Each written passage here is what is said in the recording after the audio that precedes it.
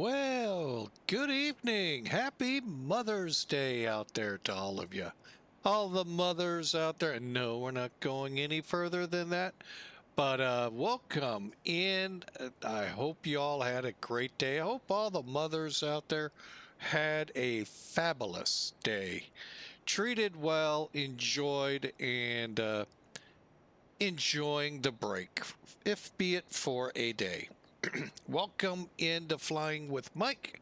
We're sitting in Frankfurt, Germany for Pan Am Virtual. And we're just getting ready to push back here in a few minutes and head over to Vienna. Nice little hour and a half jaunt across Germany and Austria. Today we're taking out the Clipper Belle of the Sky. You may find it in X-Plane as a billboard. I wonder where they got that idea from. So, but anyway, that's today's game plan, and I hope y'all are ready for it. I know I sure am.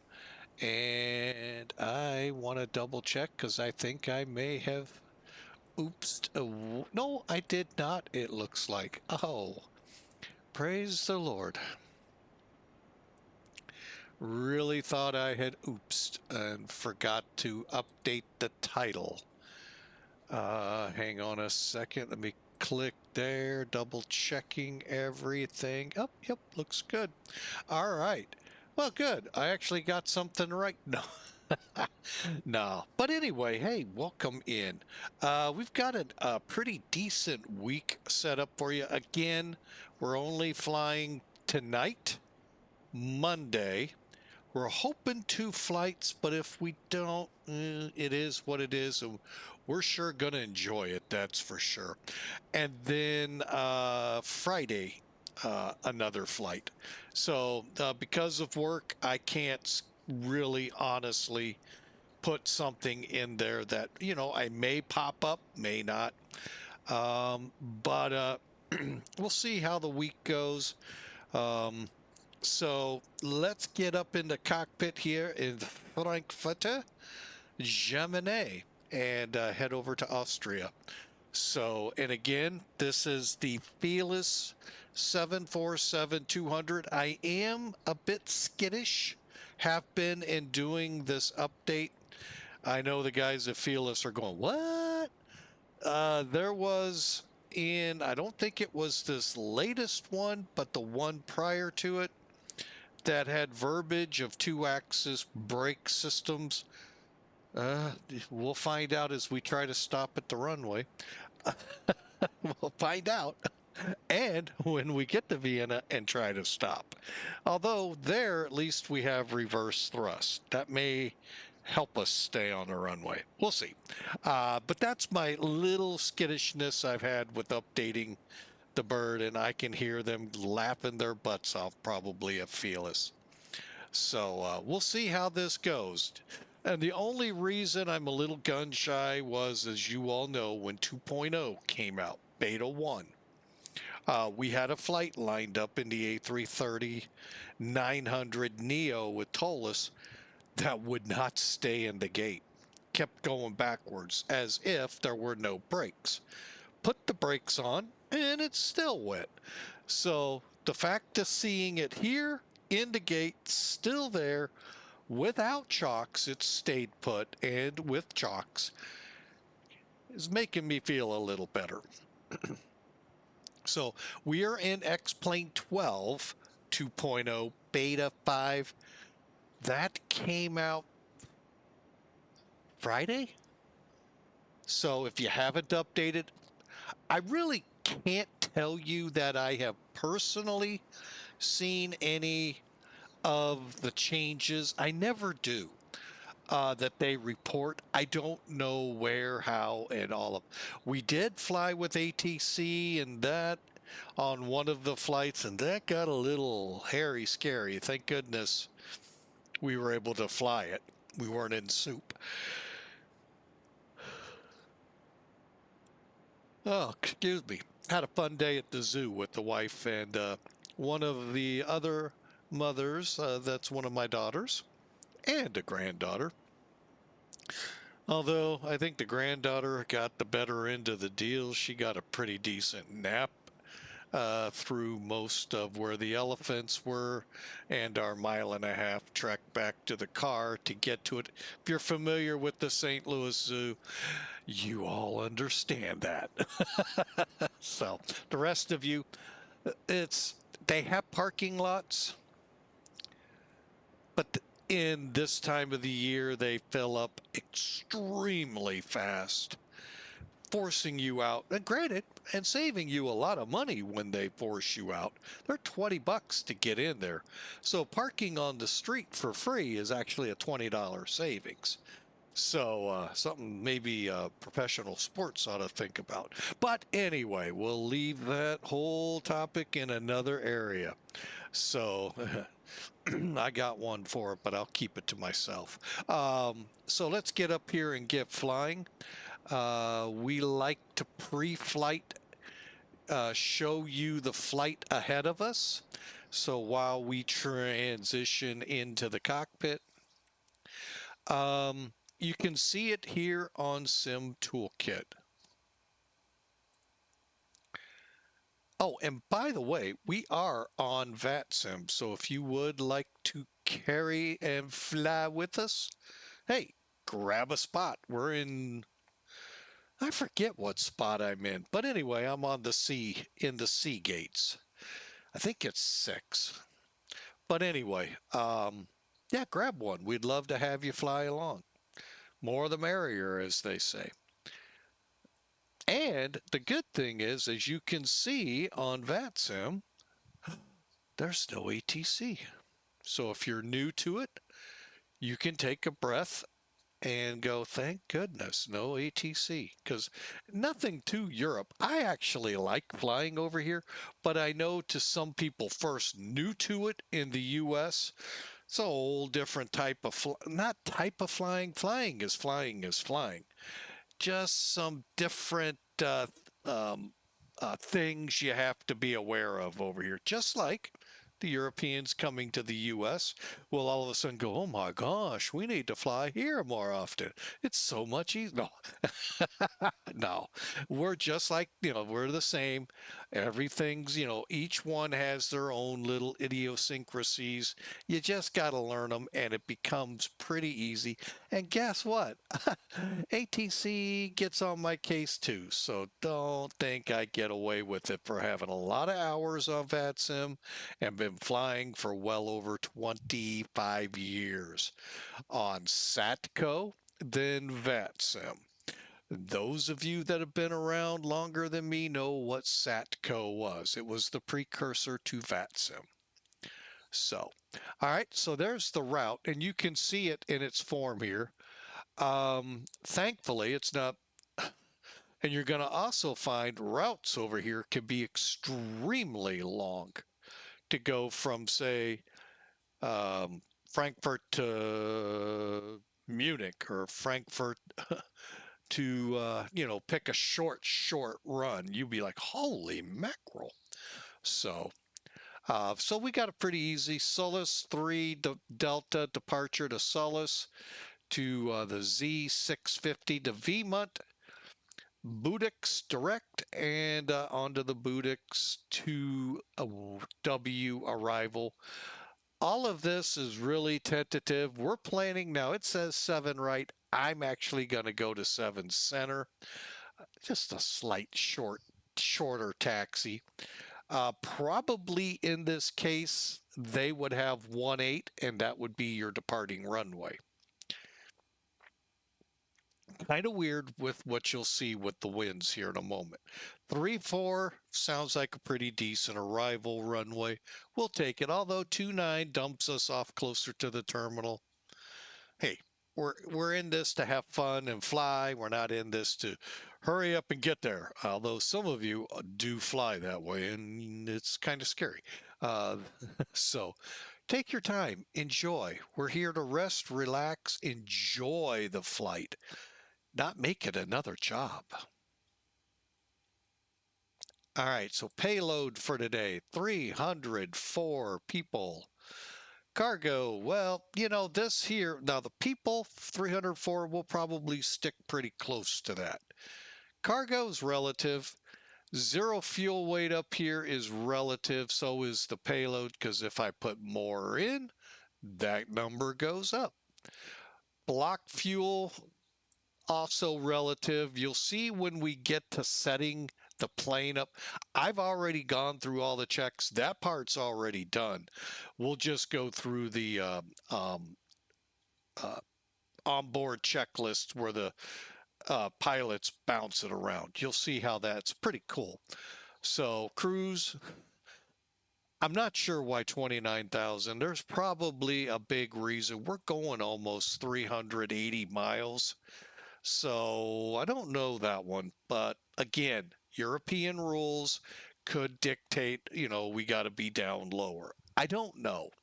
So Mach 0.85 though is the speed. One other thing, I love hearing this from people that, hey, you're in a heavy, you can fly 280 knots below 10,000 feet. One stipulation. That is a true statement, but there is a stipulation to it. With the permission of ATC. You just can't take the, you know, if they say no, guess what? Drop a couple layers of flaps and you'll be fine. And I know you'll be very grumpy the rest of your flight. But yeah, drop a couple layers of flaps and you're okay. In our case, we'll be fine. We're not super long, so it's not like it's a heavy plane. So, but anyway, the wind here is 020 now. It's 6. Clear visibility, okay. Yeah, I think out the cockpit it looks like that. Now, mind you, I have set the clock so we are at or slightly past daybreak here in Frankfurt. So these temperatures and all will be what we go by, but just realize that's why. We're not looking at weather from 2350 Zulu, although that's pretty close to what we are now. But just wanted you to know we have adjusted time. We are flying, though, real world weather, however it works. Over in Vienna, 010 at 3, so obviously very well favoring of 3-4. Also clear, also visibility okay. It's a bit chilly there. It's 43 degrees Fahrenheit, 6 degrees Celsius, so bundle up. It's still spring. Summer will get here sometime before fall.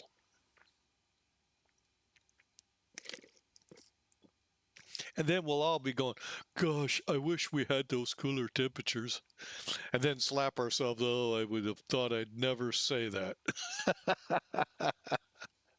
So, all right, so there's our flight today, folks. Hope you enjoy. Like I said, most of this flight's ready to go. I've gone through all the checks. All that is left to do is physically load the plane. I like saving that because this one's an interesting beast. All right, you've got, here's your, yeah, I know, high tech in an aircraft of low tech years. Yeah, we know they didn't have tablets back then. Or maybe they did and you just never knew it. Were you around when this plane flew? Some were that are listening to me. Most weren't. All right. So basically what you're going to do, you're going to use the load calculator, refuel, and payload to load the aircraft. First thing, though, out of the bat, when you fire up the sim, come to GND, ground. Put your chocks in, connect your ground power, connect your ACU. Come over to the panel here. I wish I could show it better. I'm going to try and zoom in, hope you all kind of get your bearings. but right here is your battery switch and your standby power. All I do is close the switch and move the switch up to normal. That's all I do. Looks like Giant coming in or taking off or flying overhead. I don't know. But yeah, that would be Atlas for those not airline aficionados. Okay, that's what I do. Once I'm connected and all of that, then I open up my cargo doors and this. Oh yeah, by the way, we're at one of those airports where both jetways do work. Looks good. Looks good there, Laminar. All right, so let's get over here now and load the plane. There's a whole, you could take these checklists, go through each of them on your first flights, get familiar with the panels and all, using them, and build up. It takes time. I've got a gazillion videos out here. Most of the time I do start the plane, take you through the whole shebang of getting it ready. This one, we're gonna just kind of go with it. Okay. All right, and to go with it, like I said, we'll use load calculator, refuel, payload. Now, for those INS buffs out there that love that gauge, love ya.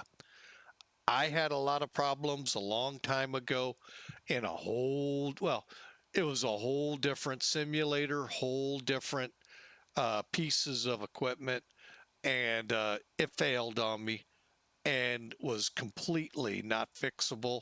I just gave up on it, and thankfully PMDG's 747 just released way back when it did, switched over to it, and it kind of got, that aircraft got pushed to the side. It is, or was, pretty close in realism as Felis is made. So I have chosen not to go that route. I don't want to run into that situation again. I mean, me and you had to actually buy the INS system back then for the sim. We went, I mean, toe to toe, and God love them. They helped me out a lot. We went through it. They could not figure out what happened. I told them everything that had, gone before. They said that shouldn't have done this, and it just completely was unusable. So I stopped, and not going to knock it or anything. I think it's a fun way to go. It's a time-consuming way to go. It's going to keep you on your toes on long-haul flights. But for those of you that like it, power to you. We're going to go FMC. Sorry.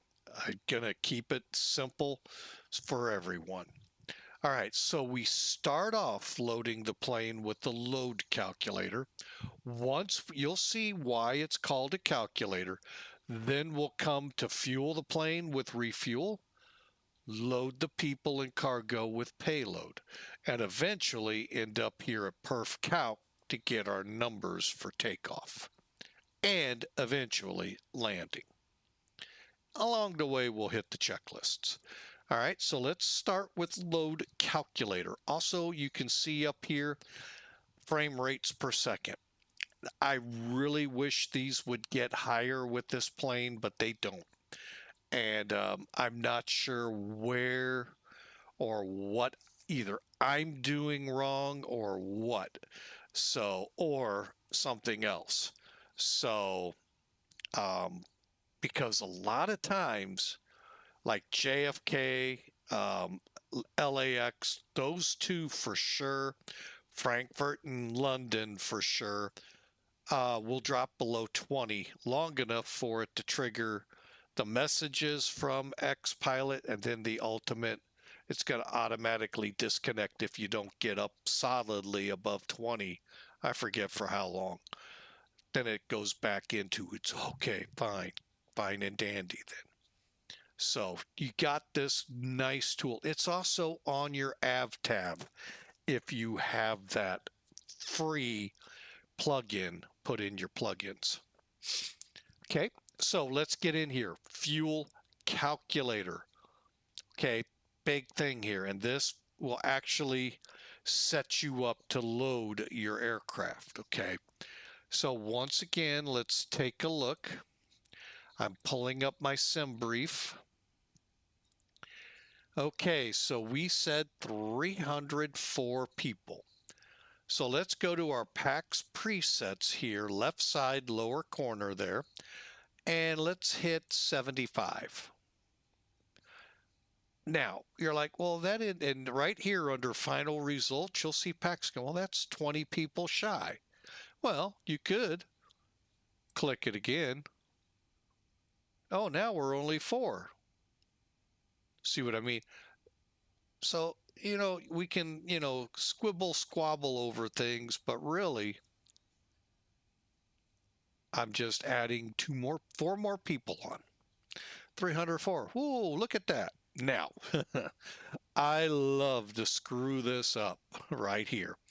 I'll accidentally click 25% now and not realizing I clicked PAX instead of cargo. Now, our cargo is 16,700 pounds. Look at the zero fuel weight. We were supposed to be at about a 456,600 pound area. We're only 3,000 pounds off that. So putting 16,000 pounds on it, you're gonna be over, which is fine and dandy. Don't worry about it.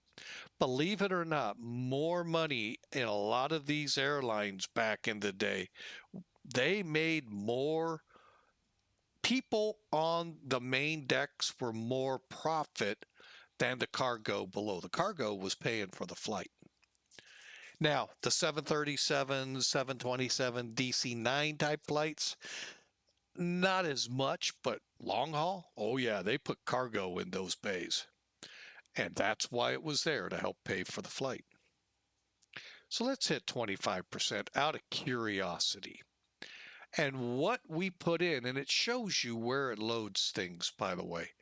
Cabin 1, upper deck, cabin 2, 3, 4, down underneath, cargo 1, 2, 3, 4, bulk. So basically it's around 30,000 pounds of cargo. If you ever want to know, real quick, go to your load sheet and loaded in your compartments, 30,200, passenger cabin, 66,000, almost 900 pounds, 304, and we're going to have 15 crew members. Total soul aboard. It tells you it all, just like you would in your releases the airline would send you or you would get from dispatch. Don't click home, just click return to main screen. Okay, I'm happy with the way we're loaded. Are we close to 456,600? No, we're at 483s, almost 800 pounds. So yeah, we're a little heavier than expected. So why did I say I wasn't worried about fuel? Because we're gonna calculate that now. Okay, up in the upper right-hand corner, fuel calculator. This flight is 374 miles. We can only move the mileage in 50 nautical mile increments. So 374, let's make it 400. We're going up to 29,000, 0 step climb, so I hate to break it to you, we're kind of flying low today. Now, general direction of the flight is west to east. So we're going to have an averaged wind 338 at 22. That means we have a tailwind. Okay, 270 will be on a general heading from like, well, down to like 120, 130-ish from here to there. So you can see we have a tailwind. A tailwind's going to push us in this case, ever so slightly because it's only 22 knots. Those of you that flew across the pond a couple weeks ago realize what wind does with aircraft. You puts a lot more fuel on if you had any significant winds. So when we get up here, tailwind, let's look at our total fuel. It should go down. That went up, that went down. See how it's now, it was 41.3, call it. Oh, I'm going the wrong way, sorry. And that's it. You got to look at it. Tailwind, it will look as positive. Headwind is a negative situation because you got to add more fuel to get through that wind to make your destination. Okay, so right now, with whatever we're set up with here, 39,731. No, we're not even close to set yet. Our estimated trip fuel is 24,765. So a mere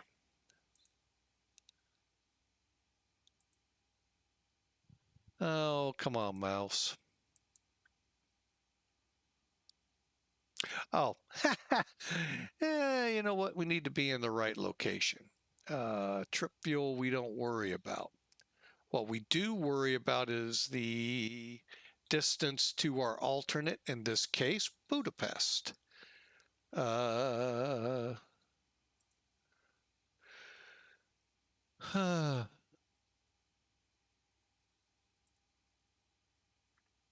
So, LHBP. So from our flight plan, total distance over to LHBP is 170 miles. We'll make it, again, 50-mile increments, 200. I like a 10% contingency fuel, and our taxi is 30 minutes. 20 minutes to the runway, 10 minutes from the runway to the terminal. Now let's go down to our results. So we have a total fuel 61,008 pounds. That's up about 20,000 pounds from where we were. Our alternate and reserve, let me see how close that played out. And I don't know how to lower that. But I'm one that I don't mind having the extra fuel. It's better to have more fuel than no fuel to get to your destination. Trip fuel 24,098, that's pretty close. And our minimum reserve is 13,000. So overall, we ended up with 304 people. Payload 97,080. There's our zero fuel, block weight, takeoff weight, landing weight has to be below 630 pounds. And our zero fuel weight CG, takeoff CG, landing CG. So that's how you load this aircraft. I have never played with instant load. I don't want to. Now, once you have all of that set up, go to your refuel page, click Use Datasheet. It's going to tell you what you need to do to get to 61,000. I always instant.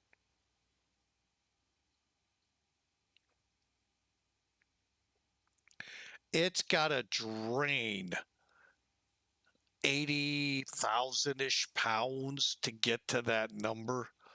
So that's going to take time. And I don't like that Felis has, I don't know if it's Felis or X-Plane that causes that. Used to be the other way around where it wasn't a bad deal. Now it's kind of a long deal. That took care of your fuel. Go to payload. This will take your payload numbers, load into the plane. Load your data sheet. Same thing here. Now, a lot of times I will board and load the plane. Since I pretty well have this plane ready to go, I don't really want to sit on the ramp any longer than we have to. So we're going to just instant board and load our 304 people, 30,200 pounds of cargo currently aboard, and 15 crew people. Remember, if we go back to our load calculator, we have 319 souls, not 304. You have to count the crew as well. And don't forget to count lap kids, those that sit in the lap. Very dangerous if you think about it. Not going into it, but I get it.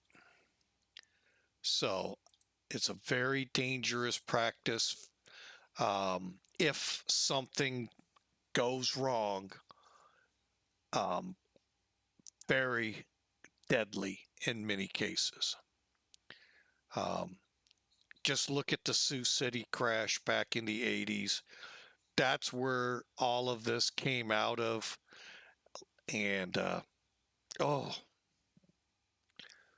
sickens me sometimes. But I get it. I get it, the costs. And it's just wow. So, all right. So now the plane's loaded. I'm curious. It's been so long since I've done that. Yeah. Now, if you would have chose the board load when you were done loading cargo, the cargo doors would have automatically closed. Not so with your boarding doors for the people. They stay open.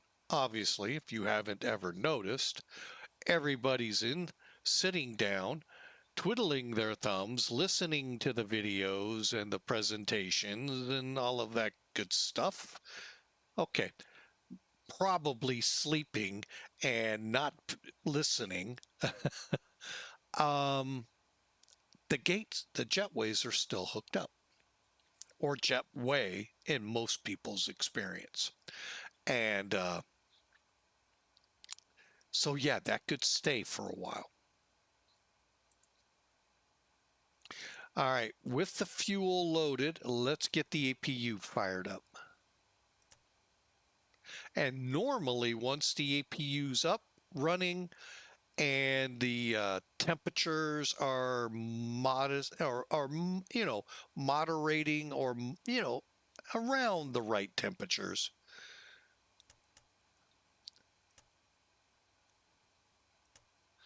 that's when boarding will normally start. They'd like you to go into a semi-decent climate in an aircraft. May not be the perfect temperature yet, but they want you to at least, be comfortable. All right, we're at 100%.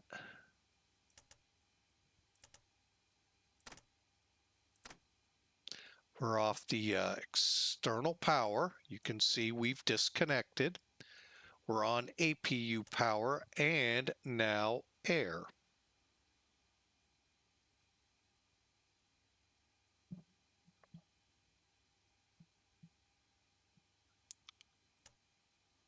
Okay, we're getting the electric pump up and running for the brakes. All right, now, last thing I want to set is altimeters, which look good right as they are. Cabin pressure will be at 30. However, inside will be 3,000 feet. Your body will think it's at 3,000 feet. Okay, and we're ready to go. So let's start some checklists, because they are timely, but listen to them. Start checklist, please. Gear lever and lights. Down and check. Brakes. Parked. Start levers. Off. Radios. On and check. Flight control hydraulic power. On. INS. Check and nav. Compasses. Slaved. Window heat. On. Seatbelts and no smoking. On. Emergency lights. Armed. Exterior lights. Check. Flight instruments. Check. Altimeters and clocks. 1, 0, 1, 3. Set and cross-check. Radio INS switches. Radio. Radar and transponder. Standby. Indicator lights. Check. Engine and wing anti-ice. Off. Stall warning. Check. Mach airspeed warning. Check. Auto brakes. Check and off. Body gear steering. Arm. Anti-skid. On. Autopilot and flight director. Check and off. Takeoff warning. Check. Auto flight enunciators. Check. GPWS. Check. Instrument warning. Check. Flight director computer selectors. Check. Instrument source selectors. Normal. Reserve brake valve. Closed. Spoilers. Down. Static selectors. Normal. Oxygen mask and regulator. Check and emergency off.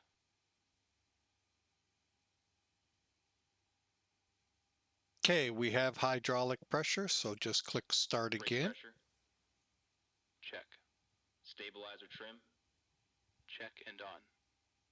Rudder and aileron trim. Check. Checklist completed. And then the first, or flight engineer has 1, 2. Battery. On. APU panel. Check. Auxiliary power. Check.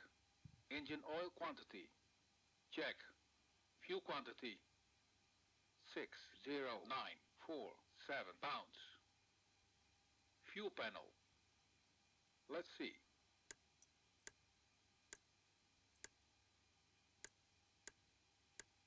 Check and set. Pressurization controls. Check and set. Bleed controls. Wait.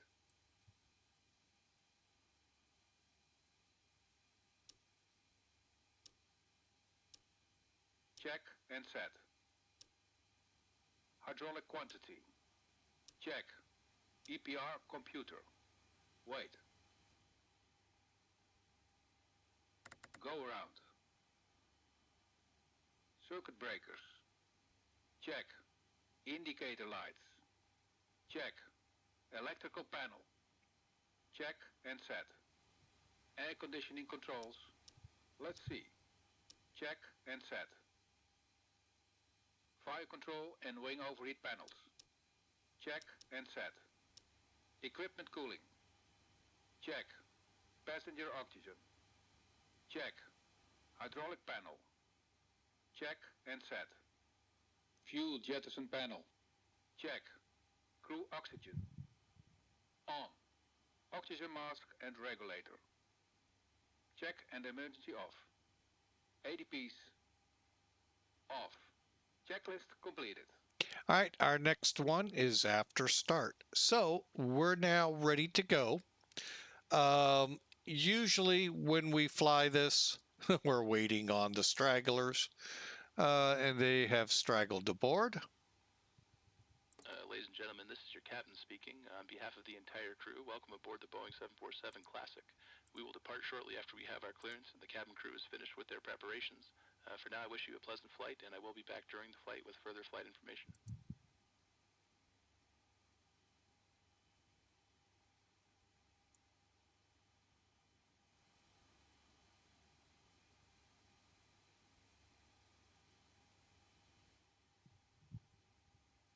cockpit to ground. Disconnect ground power.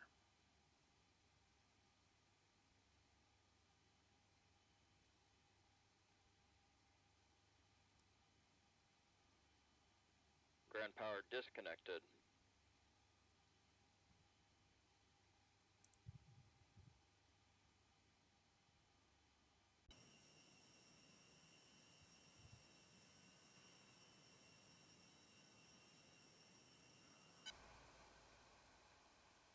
I thought I closed those.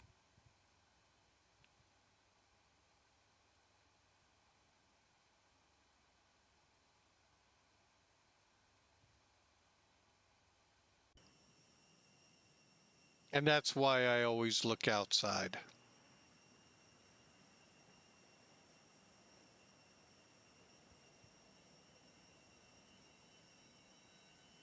Okay, we're ready to go.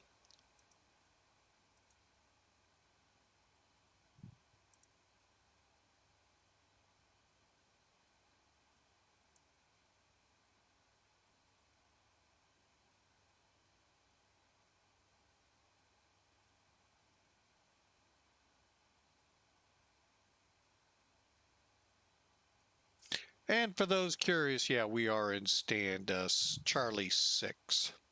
Okay, so we are ready to go. Let me get up here. Cabin crew, arm slides. All doors are closed and armed. Ladies and gentlemen, this is your chief flight attendant. And on behalf of our captain and All right, let's get to work, shall we? Again, the checklist that's next in line is after start. However, let's do our calculations real quick. Let's go flaps 20. Let me think here. Okay, we've got a 10.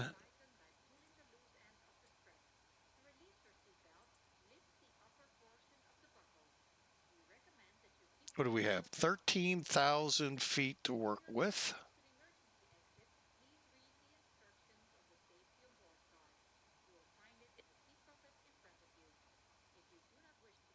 Airport is 360. Runway heading, just call it 070. Dry. Current temp 15. Pressure 291. And our wind 0108.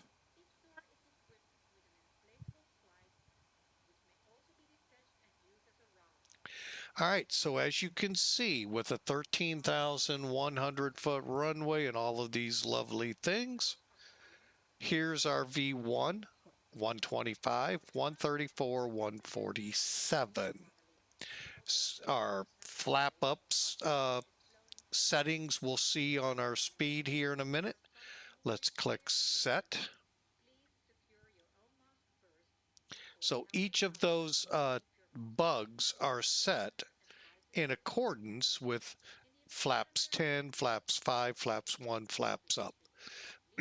Now, once we get above 10,000 feet, 307 knots will accelerate to 15 degrees, our initial pitch, 4.5 on the trim tab.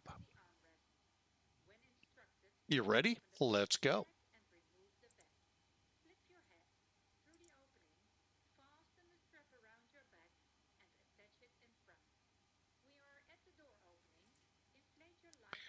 By the way, we did update our better pushback to 1.9. Thank you, Godspeed, for the heads up. Ground to cockpit. Please show me where you want to go. Let me show you why I like this tool. All right, so you can see technically we could back, well, you know what, we could. However, I have chosen that we're gonna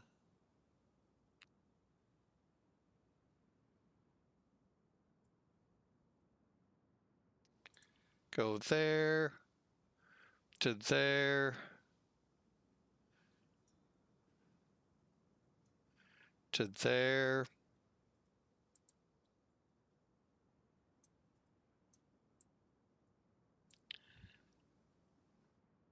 I've talked about this quite at length, and why not show it off a little? I'm going to push us back to here. On to cockpit. Toes driving up. Okay, let's get over here. And Cockpit to ground. Remove the chocks.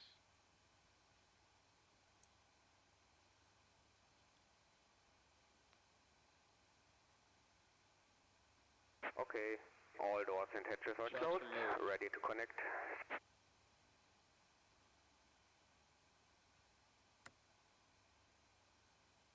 cleared to connect.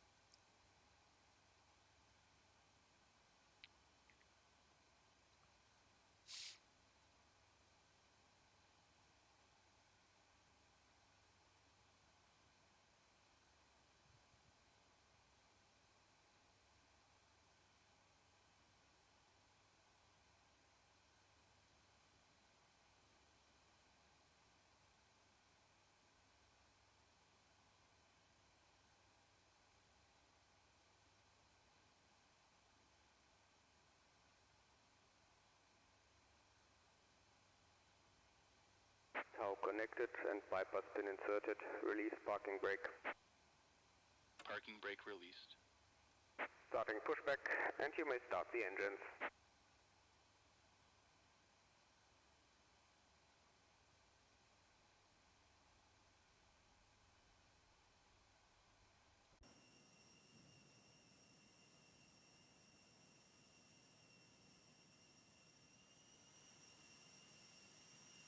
See if you'll get to see them in action here. What we're going to focus on is the main gear here with the under the wing and the fuselage here. They're gonna tilt, should, with this pushback.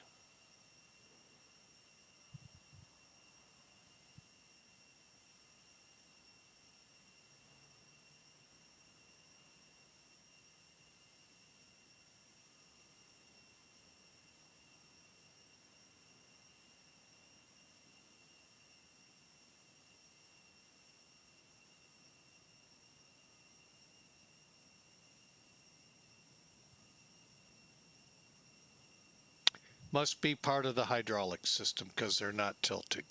Okay, so when the engines get running, they'll be good.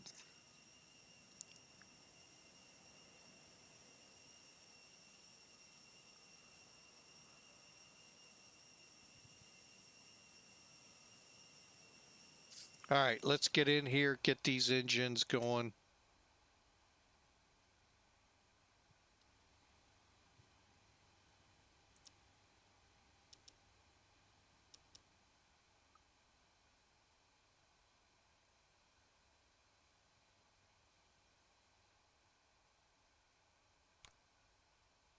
Ready to start the engines. Ready for engine start. Starting engine 3. Starter valve open.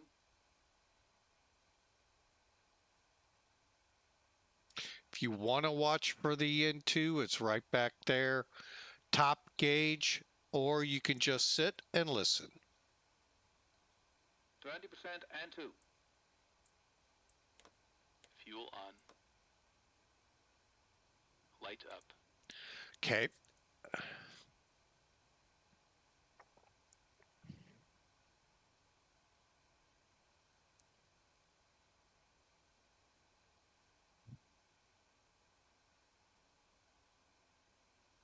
Starter off.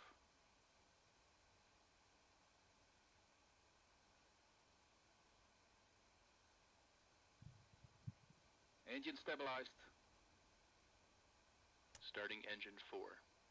Starter valve open.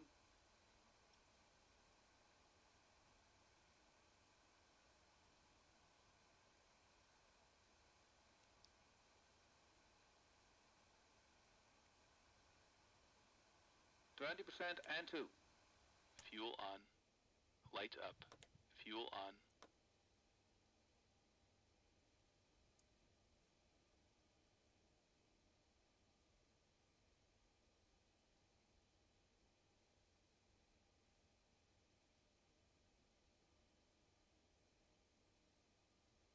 Starter off.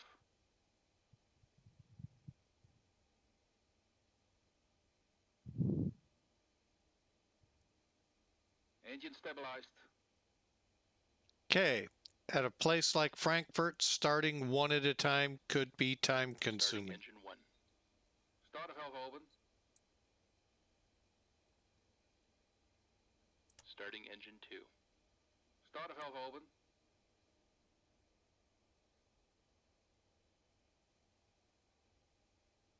%, and 2. Fuel on. Light up. 20% and 2. Fuel on. Light up.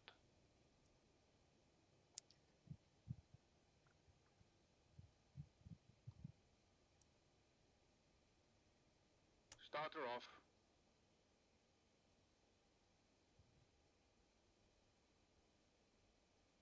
Starter off.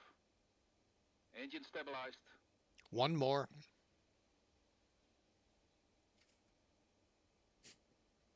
Engine stabilized. Perfect.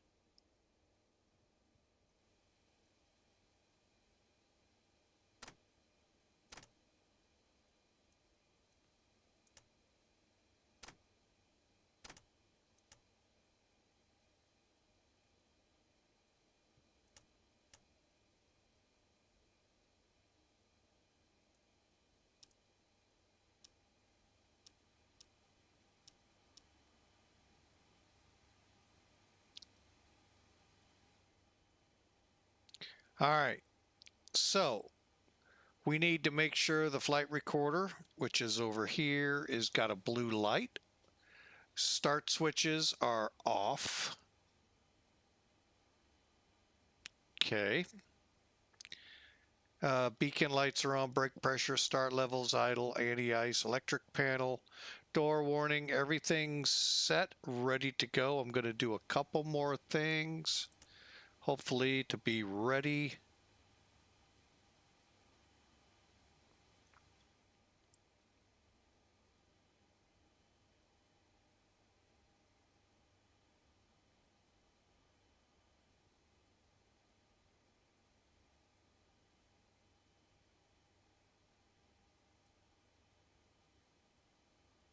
After start checklist. Flight recorder. On. Start switches. Off. Beacon lights. On. Brake pressure. Check. Start levers. Idle detent. Engine anti-ice. Off. Electrical panel. This.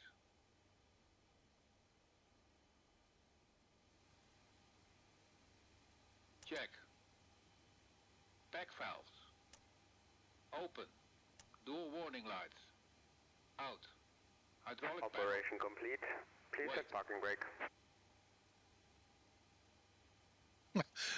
Sorry, thought I was wrong place. Parking brake set. Disconnecting tow. Stand by. Okay, we're not going to energize till they've given us the thumbs up. But you can see how far ahead we are right now. And then we'll be ready to go. So I took a little longer in the intro, but we're good to go here.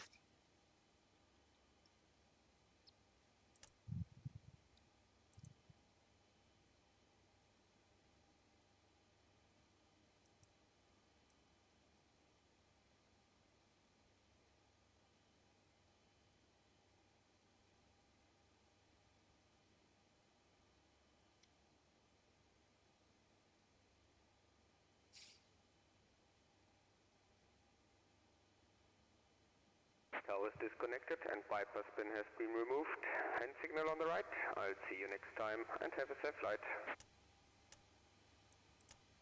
Check. Flight recorder. On. After start checklist completed.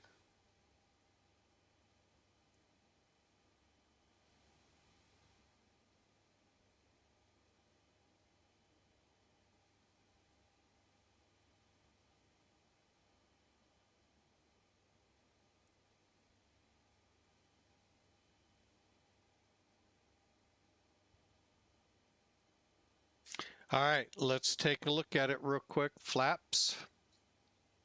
Let me take a look at that real quick. I want to make sure. I thought I said 20. I did.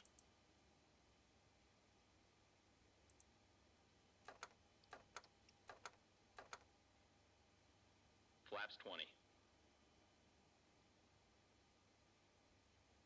Okay, stabilizer trim was 4.5.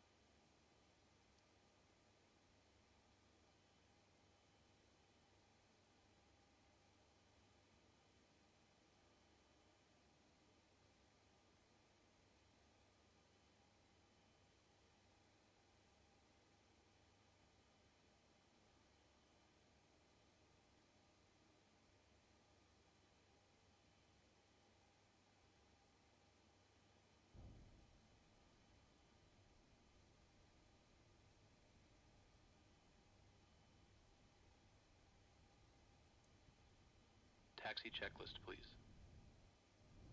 Flaps. Flaps 20. Flaps 20. Parking brake released. Takeoff data. EPR and airspeed bugs. Damn. Frankfurt traffic Clipper 66 heavy taxi to 7 center.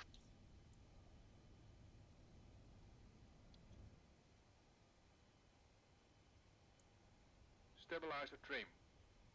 Set in green band. Probe heat. On. Flight controls. Check. Yaw dampers. Check. Seatbelt and shoulder harness. Check. APU. Off. Fuel heat. Off. Totalizer and gross weight. Set. Flight engineer and pilot panels. Check. Aft cargo heat. Normal. Seatbelt and shoulder harness. Check. Taxi checklist completed.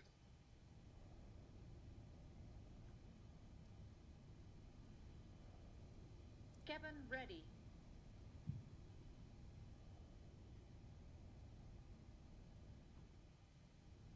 Yeah, let's go ahead, put them in there, get the flight attendants taken care of. Cabin crew, take your seats.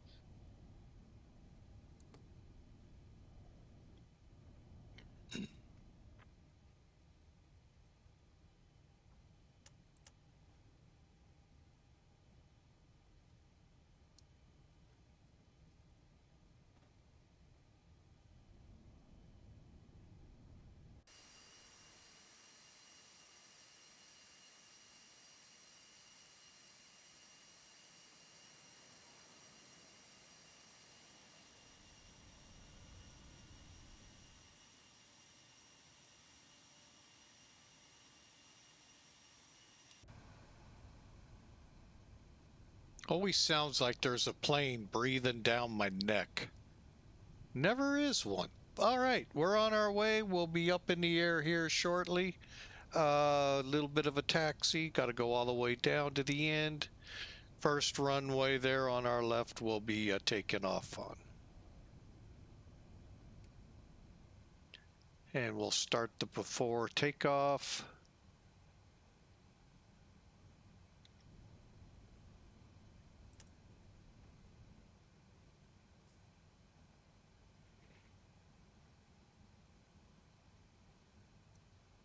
Before takeoff checklist. Icing considerations. Check. Cabin alert. Check. Transponder.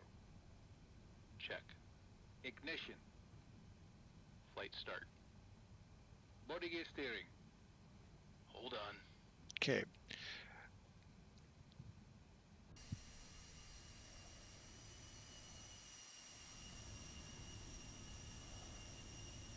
See if we can give it a little bit of a demonstration here.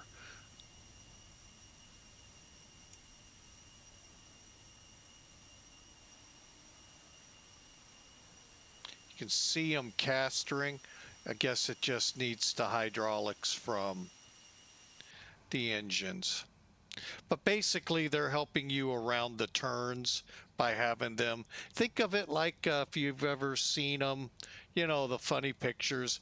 Fire truck, got a cab, this long trailer behind it, and a guy driving it from the back.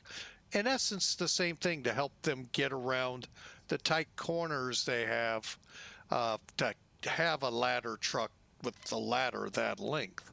Same theory, obviously apples and oranges. So, but that's what they're doing. And by doing that, they're saving the rubber a little bit on the tires. You know, you just don't go down to the AutoZone or your local auto body shop, get tires for these things. They're quite expensive, so try to do everything you can to save them. Put as much save as we can. Plus the fact you got to land 500,000 pounds of plane in Vienna, either gently or a little rough. So, you know. Traffic, Lufthansa 1158, taxiing to 7 right via November 8, Lima, Yankee 1, Mike 29. Okay. Pretty sure I'll be able to figure out who you are.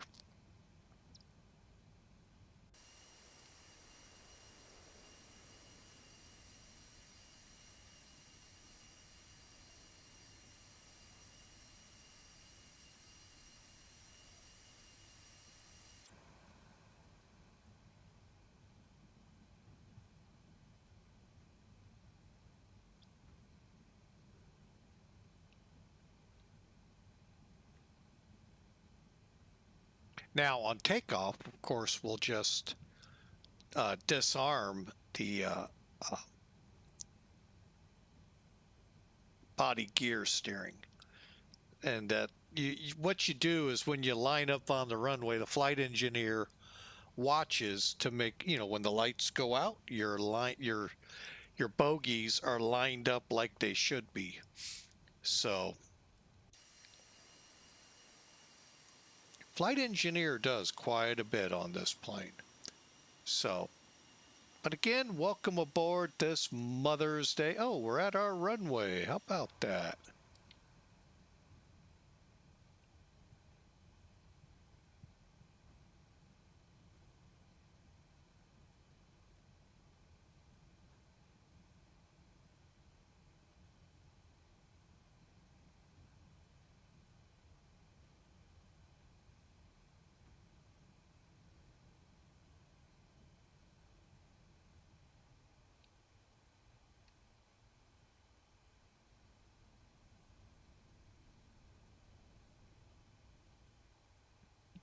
I'll be honest, I have no idea. I mean, I've been taxied from the gate out to the runway the way I went. I've been taxied the way that gentleman's going. I really don't know if there's a standard procedure or not.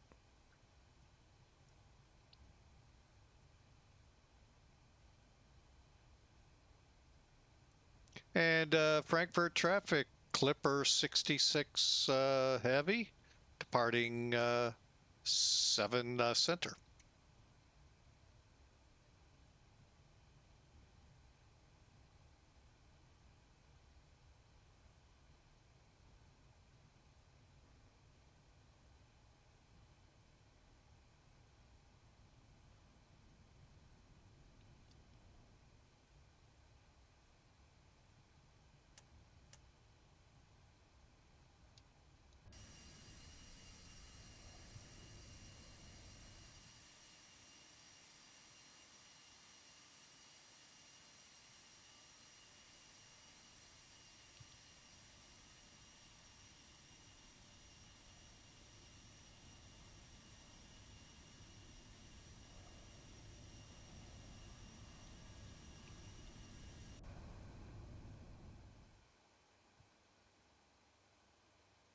Disarm.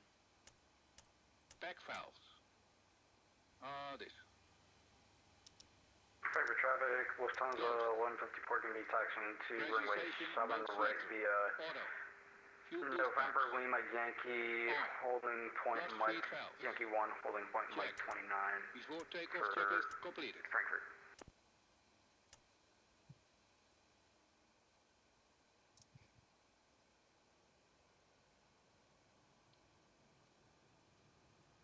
Stabilized.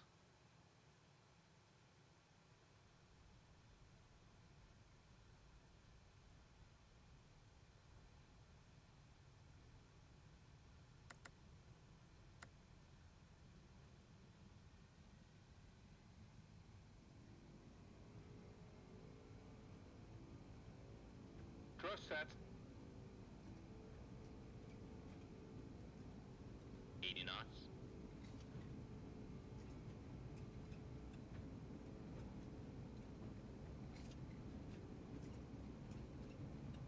V1. Rotate.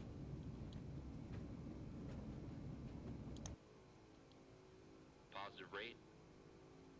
Gear up.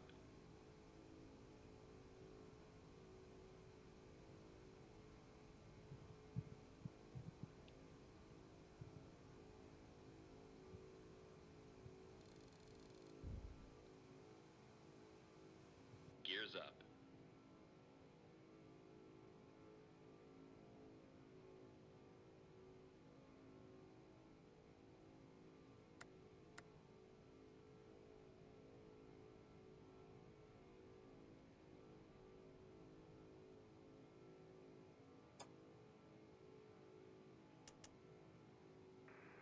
Traffic Lufthansa 1158 departing runway 7 right.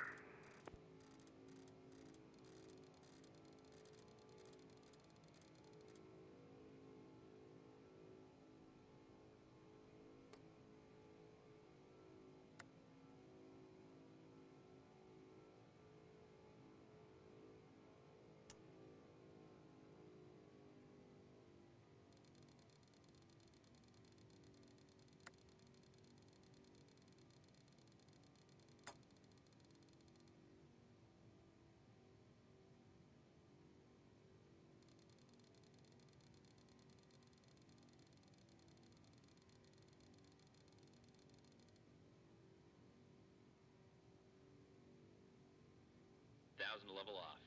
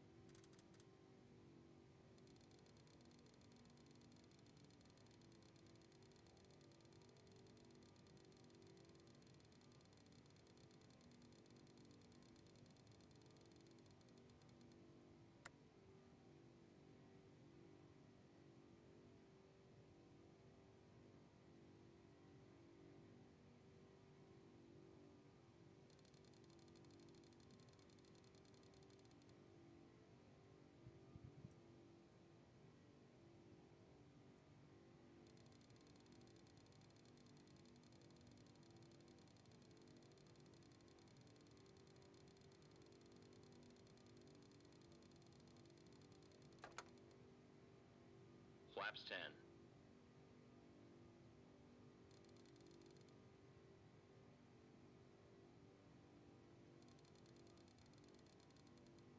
Radio check.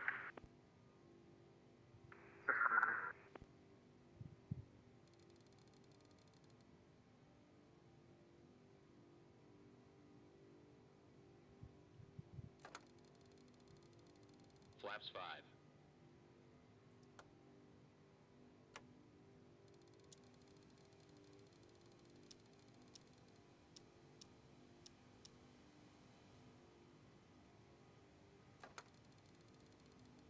Flaps 1.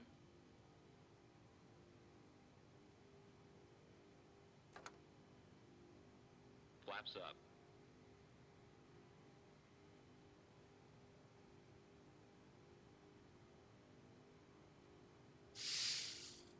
Okay, sorry for being a little distant there.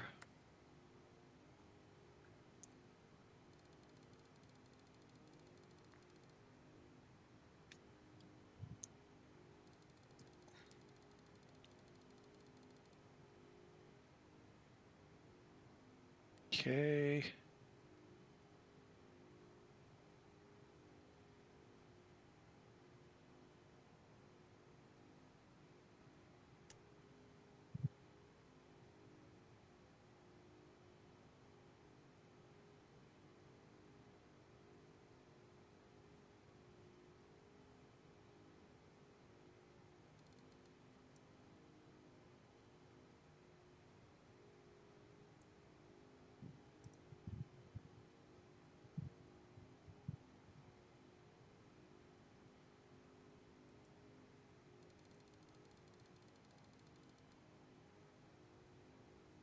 Ah, I missed an execute. That's what happened. Okay.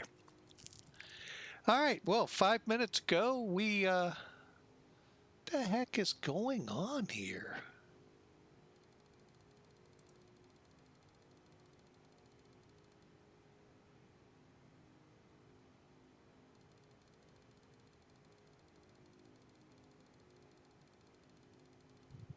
Frankfurt traffic, Lufthansa, 658, right. 10,000.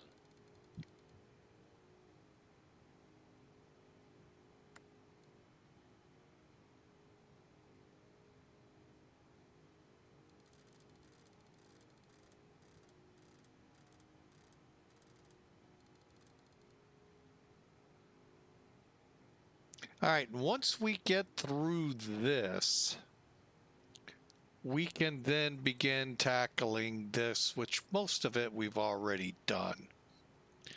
Pack valves confirmed open.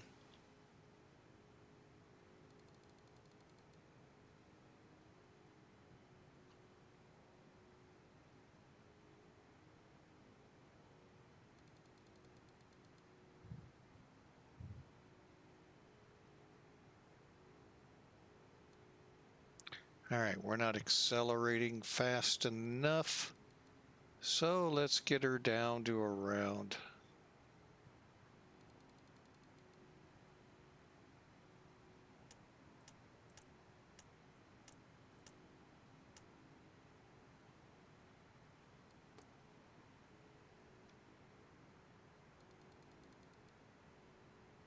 Okay, and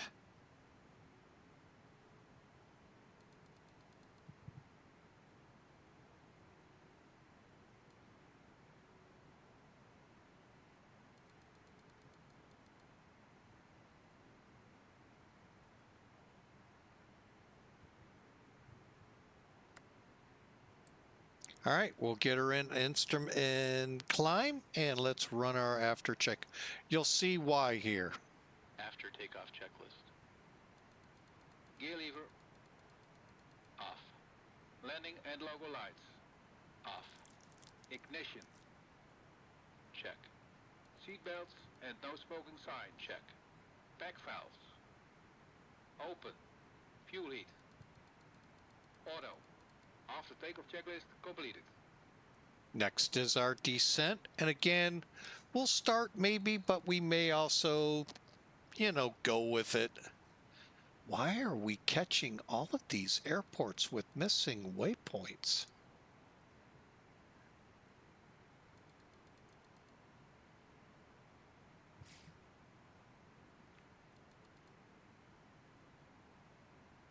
I have not loaded any scenery into here.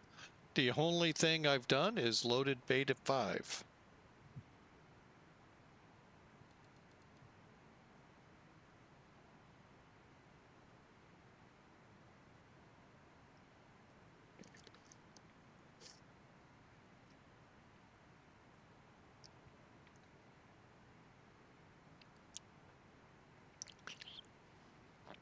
cool thing is we've already gone past transition level, but we were, I think 29.1, I think I left it at 29.2, 2992 or 1013, which is what you would click and get standard on.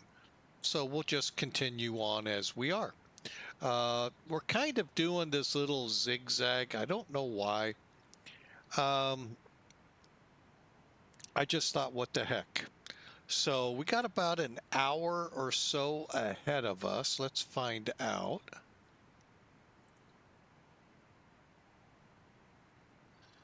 About 50 minutes or so. And so we're just going to head up to 29,000. That might be why. You know, we're not going to climb. These planes climbed, but not like you expect them to. You know, this is a little older technology, older CF6 engines. I believe they were CF6. So they aren't putting out the thrust that they would for the 400s. Which in that case, we probably could get 30, low 30s on this. So fun flight nonetheless we have planned for you today. Over to Vienna tomorrow. We get a little bit of a longer run and go from there. Then Friday, not really, I've forgotten what I've got. We'll have the schedule updated here shortly, so that way you all can see what's coming, bare minimums. There could be second flights tagged on as we go. So again, we're flying for Pan Am Virtual. Hey, we'd love to have you join. I actually run the Pan Am side of the house. I can already hear you going, what? Side of the house?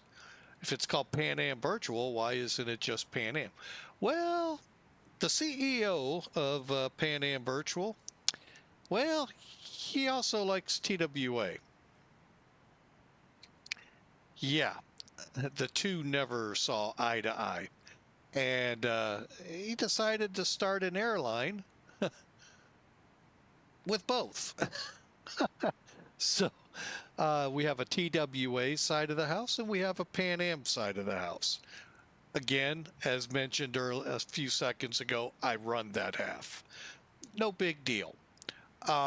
Basically, the difference, though, in-house is what he's done is made TWA a little bit more modern, as if it was still here.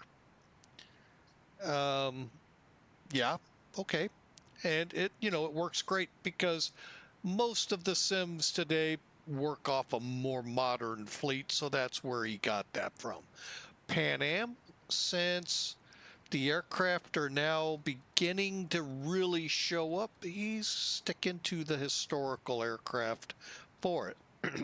Unfortunately, X-Plane, while we have a 707, for me, I don't know where my difficulty lies in with it. It's not with the plane, it's with my hardware. So I think I just need to get a better mouse, better keyboard, which that doesn't sound right. And so we're still I'm still exploring that. But you can look for the 707, the 747, 727s. Eventually, 737-200s will enter the fleet. And for the most part, bolster it. We're still would love to see a DC-10 come up, DC-8. And I can't remember the other plane. Not up as much as I should be on what Pan Am flew. I'm from St. Louis. Who do you think I vote for? TWA. So I'm just not as knowledge schooled on Pan Am. But we do a great job. We've got most of the 1985 schedule in. I've still got to load up Australia and the Far East, which is not as many flights as you think, but they'll be put in here shortly. One bummer for 1,000 level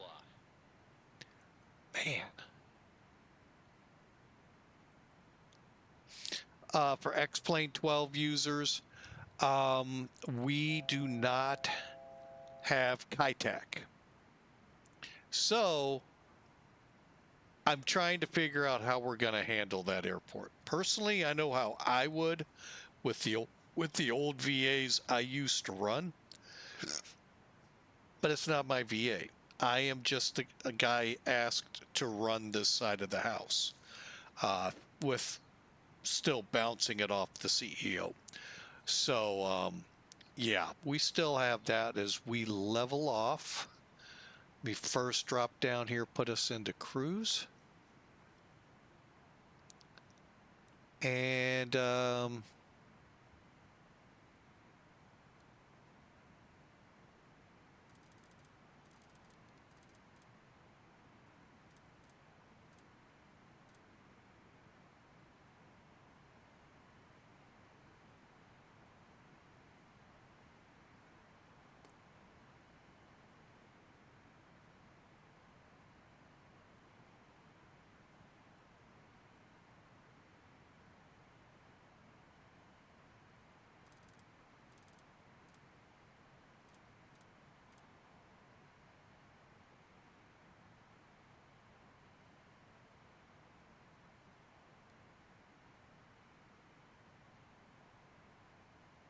okay, got a pretty decent speed here as we head for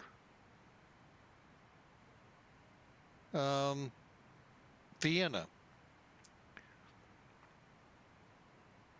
So, but check us out there, Pan Am Virtual. We'd sure love to have you aboard. Like I said, it's kind of a weird registration URL, but it's VAMSIS V Victor Alpha Mike Sierra Yankee Sierra .io India Oscar /register/Papa Alpha Alpha, and that'll get you going.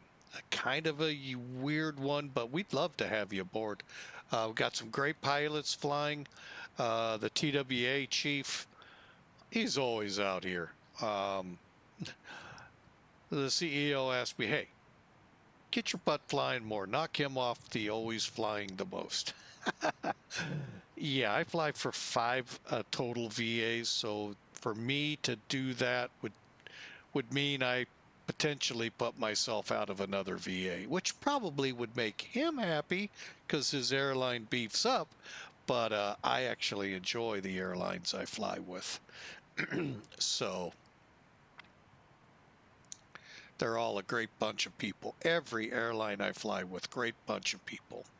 And hope you check us out. So let's get this thing into cruise. 17 minutes since brake release on the runway, and we're cruising along. About 30-ish or so minutes to Vienna. So I hope you enjoy the flight. Now, interesting, I'm going to go ahead. We're going to do something we don't normally do. In the 2 minutes we have before the break, I'm going to bring in charts here. Remember how in the beginning I said flying in Europe is a little different than flying elsewhere? Well, it's not, I mean, it is overall. It's a little different. The Far East, it's a little different than everywhere else too, Australia included.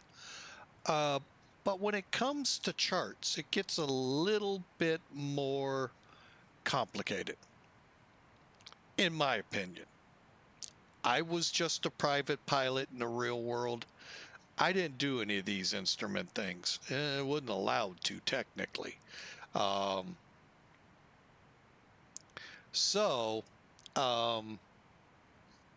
It's interesting, the next level, places like London, Paris, Frankfurt, you're pretty much big airports.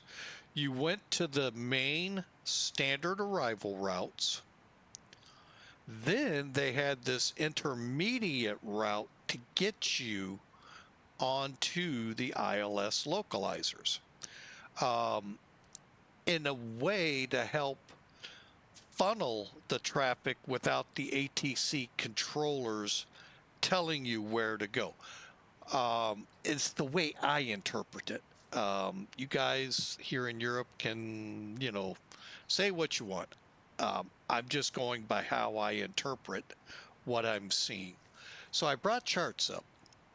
Okay, now our standard arrival is going to be the BUDEX 2 Whiskey.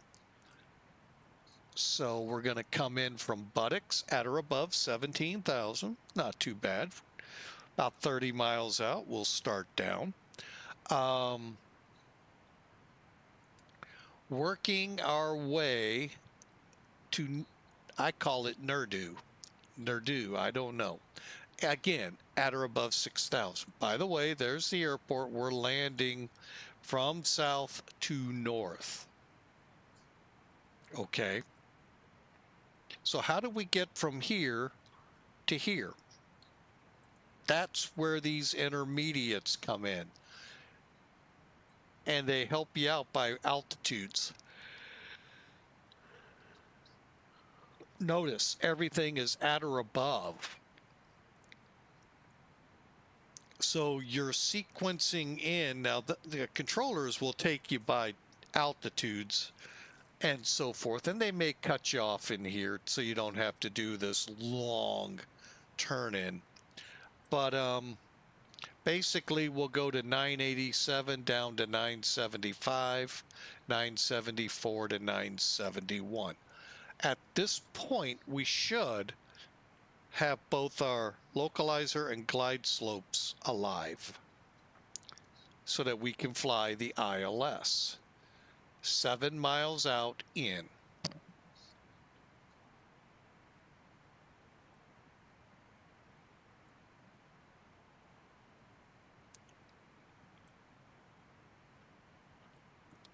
Like I said, it looks, at first, it is kind of daunting to figure these things out. Usually, most of us will go, okay, Nerdu, vectors.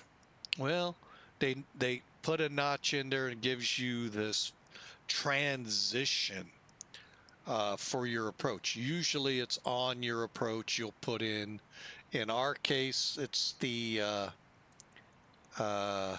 NER 5 November is how you would see it. If you're an Airbus driver, that's how it comes up. I have actually, have I done this in one of the Boeings? I don't think so.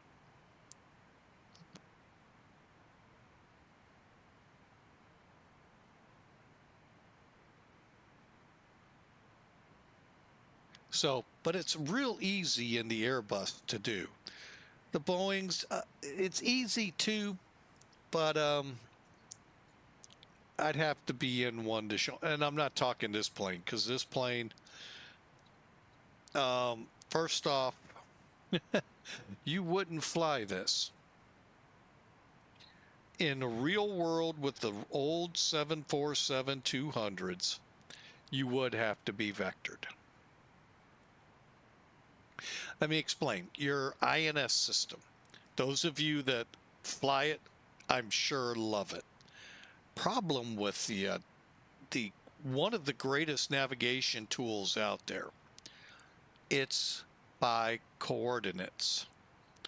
Your lat-longs, latitude, longitude.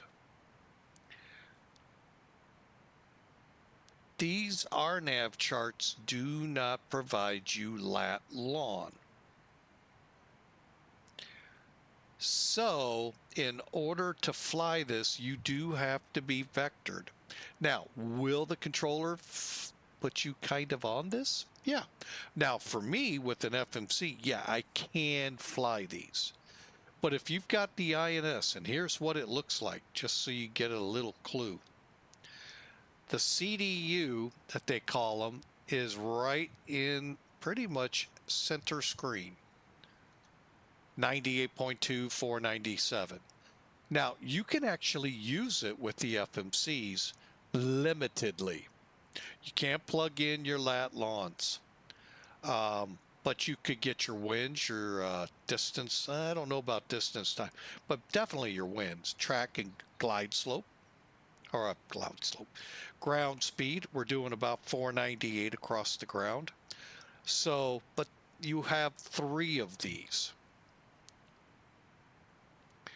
So without lat long cords, you can't technically fly this approach.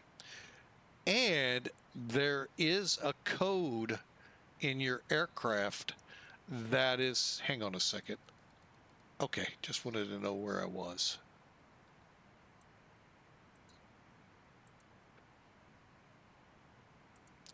When you put your flight plan in, you got a long string of letters and numbers for your aircraft.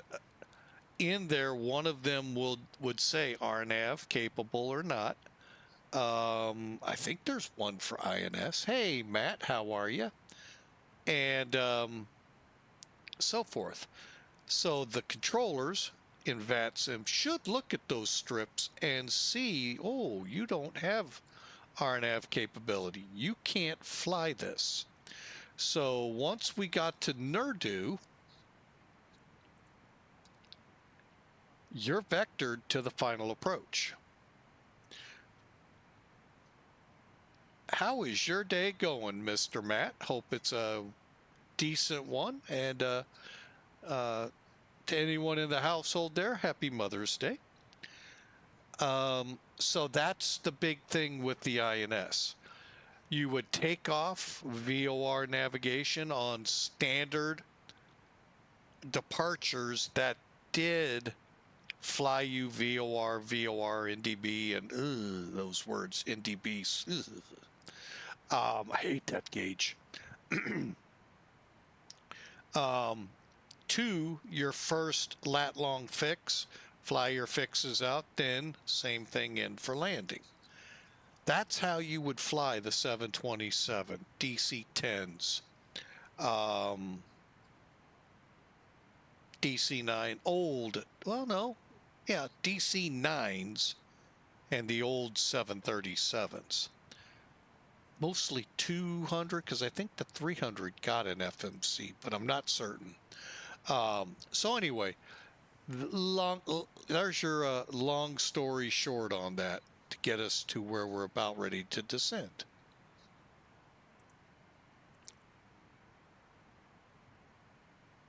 But yes, I hate the NDB, non-directional beacon. And I know back in the day that was a gauge, a very good, solid radio.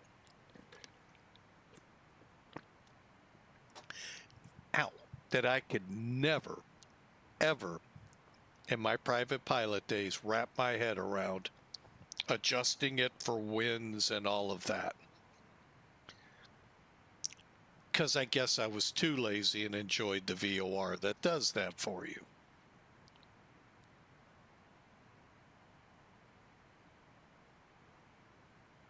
Now everyone's lazy and fly GPS. Till it breaks.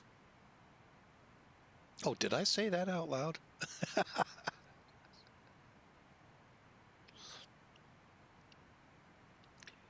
All right, how far out are we from BUDEX? 63 miles. Now, don't rush to come down, okay? Just think about what you saw. We got to be above 6,000 feet all the way to 975. Just because the departure or the arrival says 17,000, that's at or above. There's a line under it. Now, if it's got a line above and a line under, yeah, you got to be at that.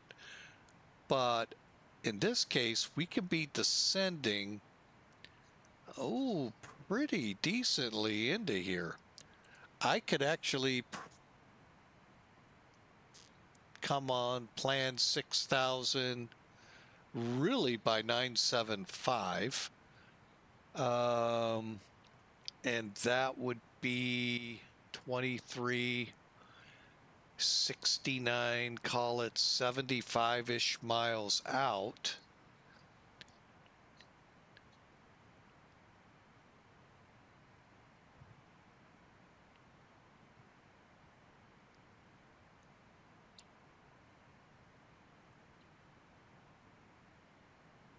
Doing it in my head here. Pretty close to Nerdu.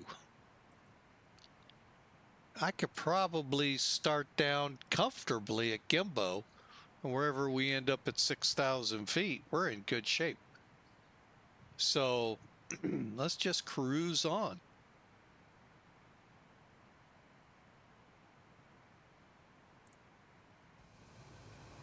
Take a look out the window here.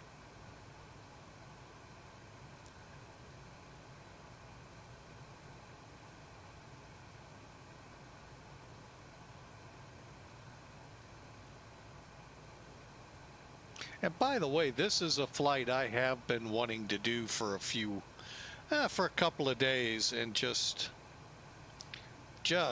beat hard from the work I do. And to many, they'll say, hey, buck up, but it's kicking me pretty hard. So that's okay. Hopefully we'll get used to it. You would think after a month I'd be getting used to it. I thought I was. Saturday was pretty rough.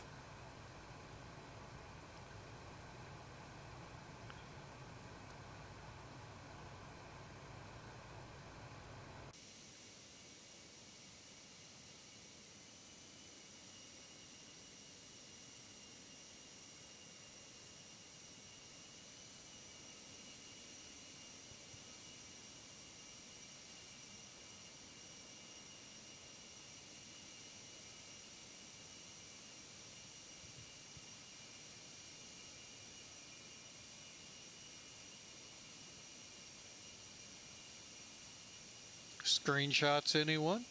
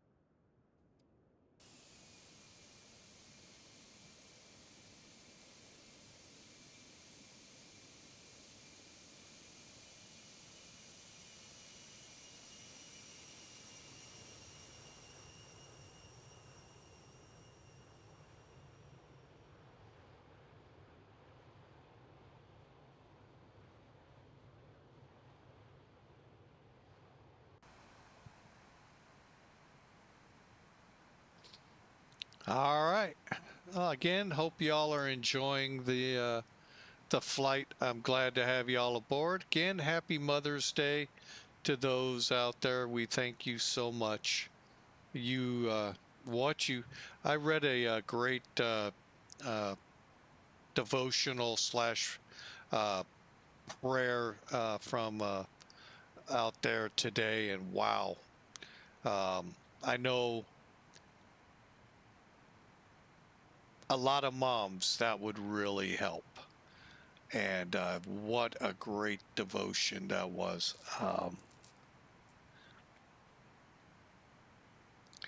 It's not easy. It really isn't to be a mom when you think about it. And especially if you're a single mom. And what a great,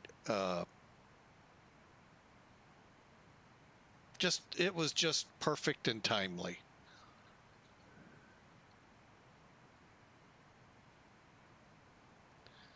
So,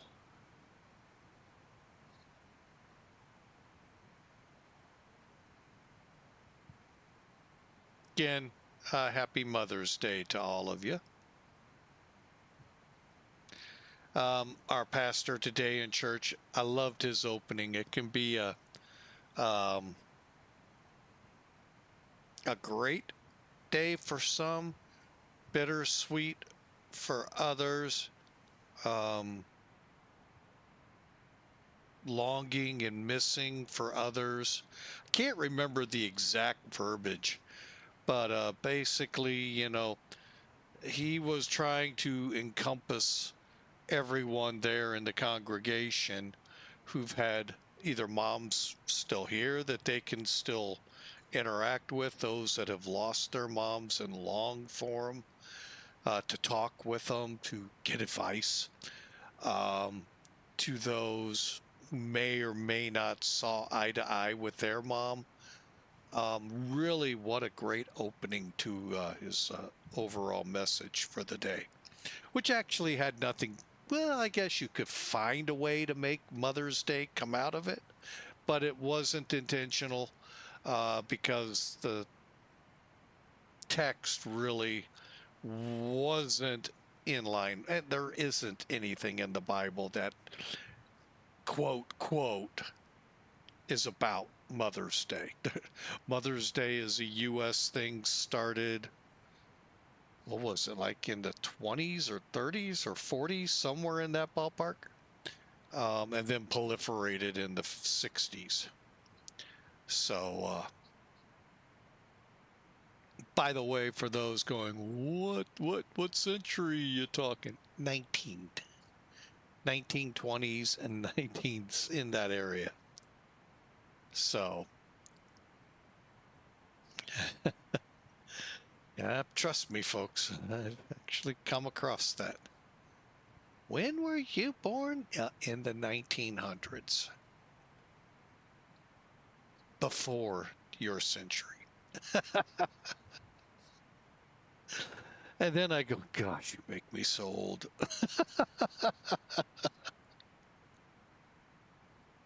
Oh, but anyway. Oh, wait, I am so old. No, not really. You know, after work sometimes I really go, my God, am I old? So, oh, well. But anyway, happy Mother's Day. And may it be a, granted, it's wrapping up here and where I live in about 3 hours. But I hope you had a great day.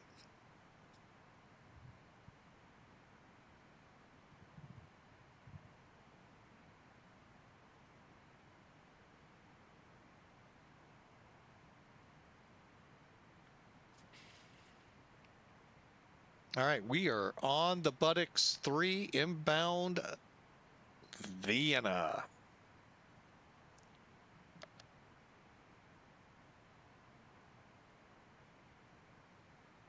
Oh, didn't want to sneeze in your ears. All right, time clock says, I don't think that's right.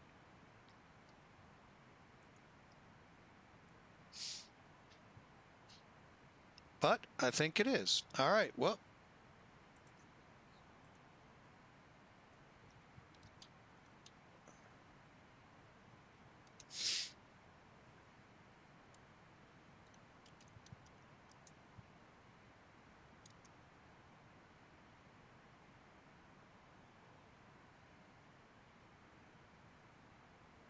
All right, so let's begin thinking about setting up a descent. All right, one thing I did mean to do and I didn't. When we get to cruise altitude, first off, I didn't need that on, but we could have moved the altitude select switch to hold. I didn't. My bad. I should have. Also should have turned the seatbelt sign off. We'll give them a couple minutes.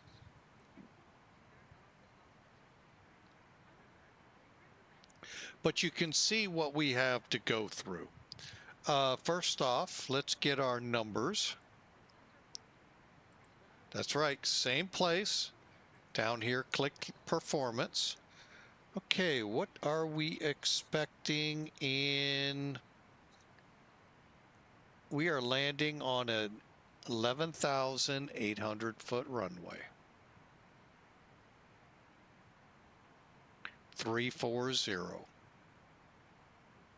Airport itself is 600 feet.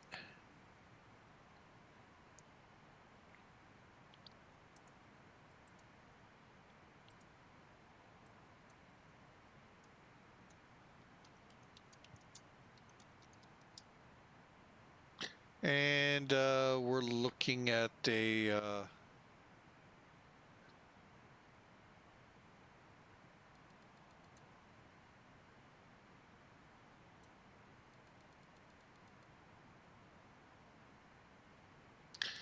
what did I say? 360 at 3 and our temp 6. So we shouldn't have anything significant to deal with there. All right, so let's see our VREF is 147. Set our speed brakes.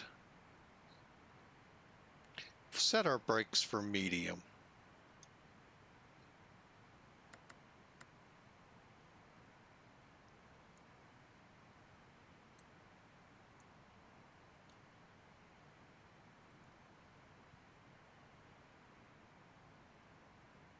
Okay, and we're set up. Okay.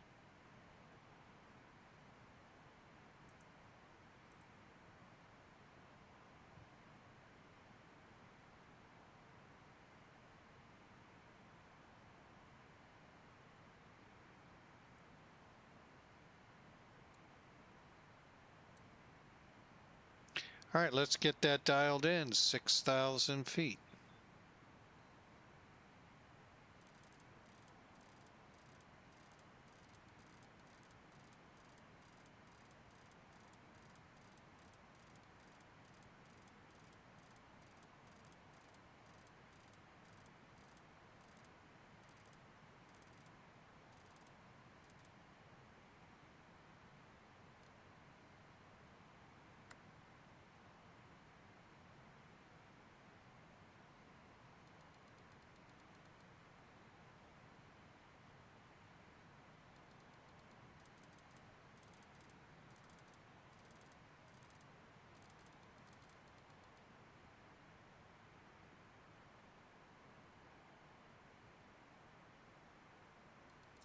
Okay, I missed something. Masser, we were supposed to be below 17,000 but above 6, so we're going to blow that one big time, about 10,000 feet, but we should be able to make the rest.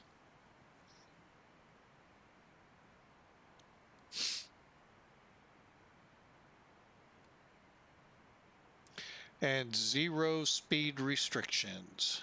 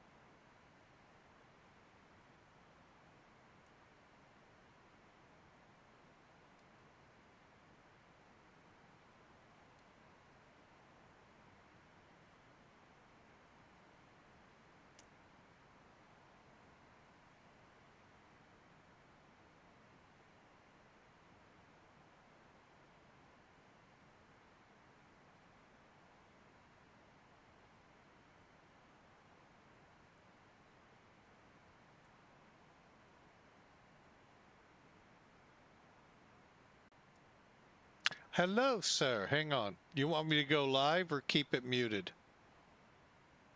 That's no secret here. Okay. We're welcome in Patch Edwards. We've got him over on our Discord channel. Y'all are welcome. I may break and kind of go mute over there. But anyway, what's up? I downloaded the Sparky and I actually got it up in the air. Now getting it on the ground is another question. Sparky's a good airplane. I haven't flown it in a while though. Yeah, it is a good aircraft. And guess what? Well, you're also going to be kind of amazed what I found. I don't know if you'd like it. It might drive you a little more bonkers than you already are. But I found some of your viewers might know about this, but there is a add-on to XP12 called hold on, Live Traffic. I've used it. It sounds like you don't like it. No. I had to keep updating it, and it just really got to be, with X-Plane 11, and I said no more. Yeah, I found it for XP12, and I've been having fun with it so far. So, Yeah, it just, you had to update it, and then you had to go get the new CSL files, and it just, oh my gosh. I know. It wouldn't, it'd be great, and I get it, timetables and all change, but it just, I mean, it was worse than once a month maybe, but it was sometimes once a week updating. Oh boy, really? It'd tell me out of date. I'm like, really? Really? So, and then some airports I haven't found traffic in, and so I kind of got, okay, to the garbage can. Well, I don't fly 11 enough anymore anyway to have it, but I'm glad they've got it up to 12. Yeah, like I'm flying what is this SAM 29,000? 20 was it 2,900? 29,000? I don't know. But don't worry, I'm not on VAT. I'm not on the network or anything like that. Oh, okay. That would be something interesting to try the internal ATC on. Oh, you're right. I should have done that. I didn't think of that. That would have been how the interaction occurs. Yeah. I did not think of that. And it may not work. They may be pre-programmed. That's true. But it's still been an interesting, what will it do? Yeah. I'm flying. I looked up Air Force One basically when I'm flying. I thought, well, what the heck? Why not fly it? But I'm not on the SIM network or anything like that. I'm just flying it offline. Just Cool. around with it. So.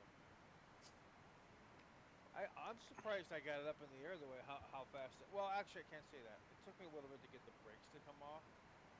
But Huh. brakes off. And, yeah. So. Enough about me. What about you? What are you doing today? We went to the zoo here. I was gonna say, how's the Mother's Day going? That went pretty good. I had to do my AV job at the church, but my volunteering part, and then we went to the zoo. Nice. I got to see how I live in the normal world. Ouch. Booga booga or no? All right, how are we going to actually make my altitudes here? What are you flying? What is this? We are flying Felis. Oh, okay. And we are headed into Vienna, Austria. Almost said Australia. Wow. Oh, I'd get some mean words out of someone. She may actually be awake still and go, what are you calling us? What?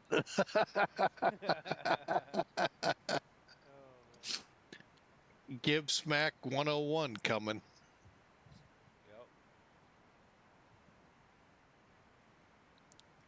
I think I'm going to get down in time. Yeah, we'll find out. Yeah. All right, 1081. We'll go ahead and get that set. On a heading, a 339er. Oh, this is the 742. I'm flying the 744. That's what You're flying the new and improved version. Yeah. Or, as some said, the one that got rid of the flight engineer. Yeah. Well, that's right. You gotta play with 3 people in that plane. Right? That's what I do.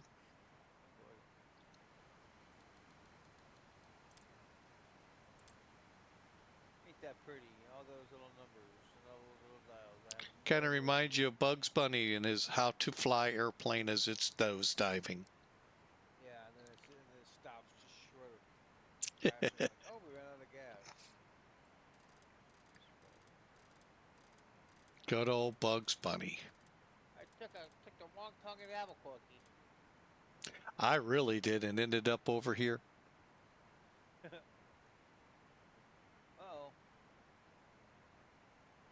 I have been getting these left and right over here. What is that? It was Missing Lizzie. Oh. And I'm like, what? Yeah, what is that? I don't even have that on my procedures.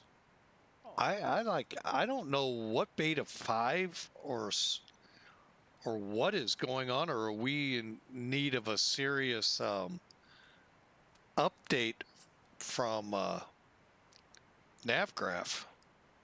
Right. You do know you're descending, right? Yeah, Okay, good. Just checking. 6,000. Oh yeah, it's the space descent. Okay. And we'll go ahead and set this up. a navgraphical intervention there, Chris. Actually, there is an update coming this week. Huh. All right, we're going to need to 10,000.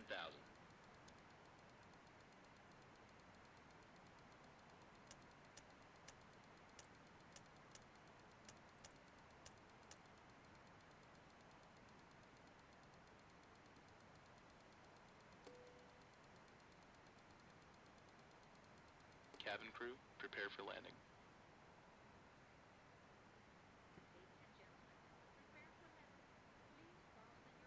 Approach checklist, please. Seatbelts and shoulder harness. Check. Seatbelts and no smoking signs. On. Anti-ice. Off. Exterior lights. Check. Outer brakes. Medium. Radio INS switches. Radio. Flight director computer selectors. Check. Brake pressure. Check. Altimeters. 1013. Set and cross-check. Landing data, EPR and airspeed bugs. Set and cross-check. Seatbelts and shoulder harness. Check. Fuel panel. Check. Fuel heat. Off. EPR computer. Go around. Cabin altitude. Check. Circuit breakers. Check. Vienna traffic Austrian 11 for runway 34. 1000 level off.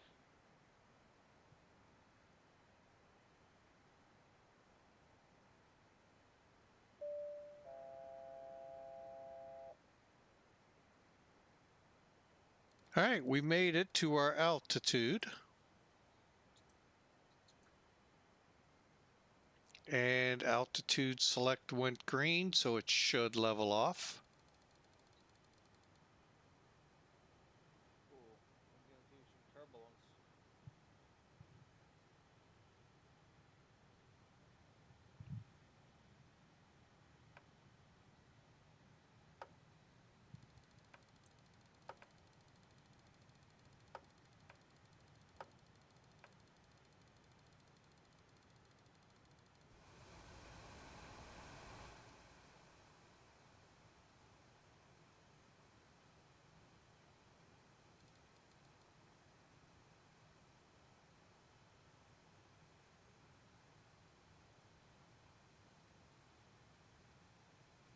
All right, we're about to slow up to 200. Yeah, we'll slow to 220. And I think ooh, gonna hit a little bit of weather again. Yeah, I am too.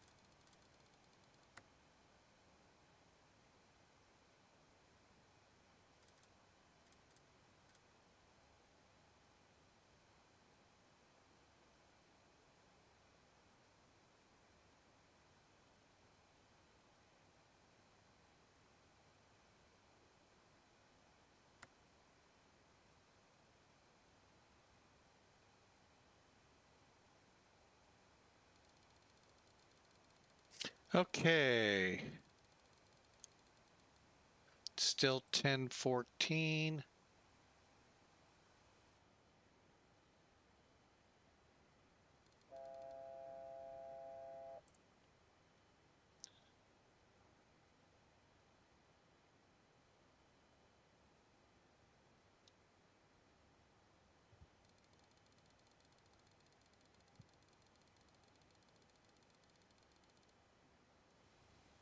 Localizer alive. Crud.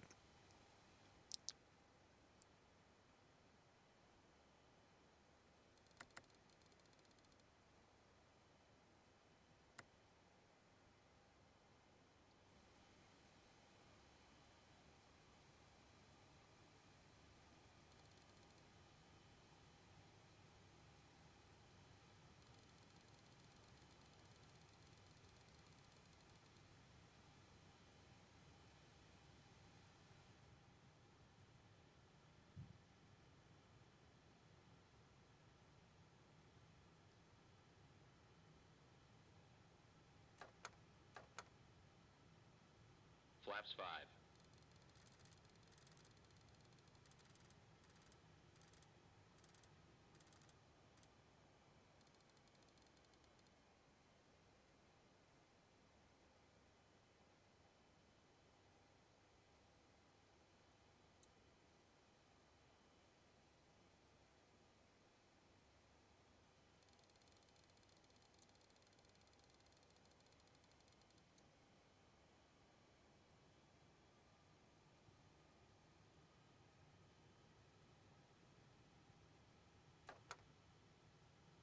Flaps 10.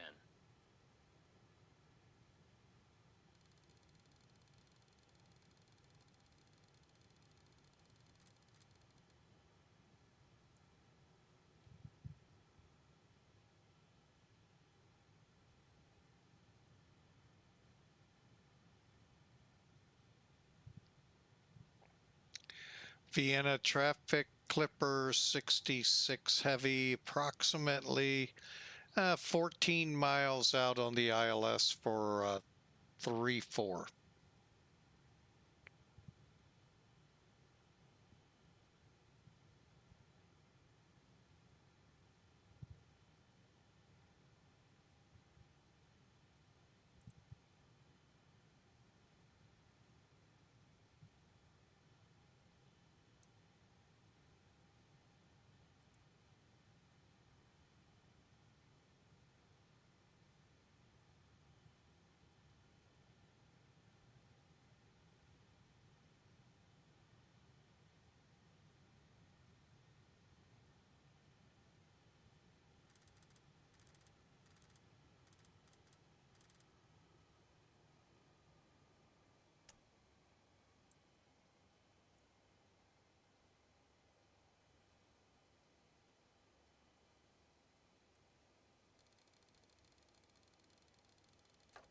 Gear down. Flaps 20.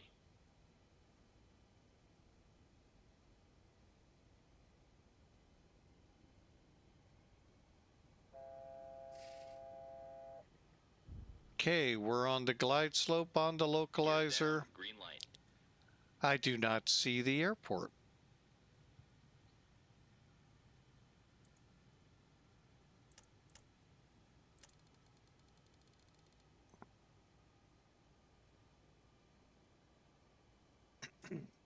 Oh wait, I think I have a runway.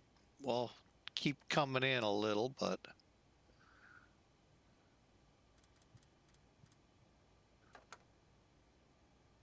Flaps 25. Flaps 30.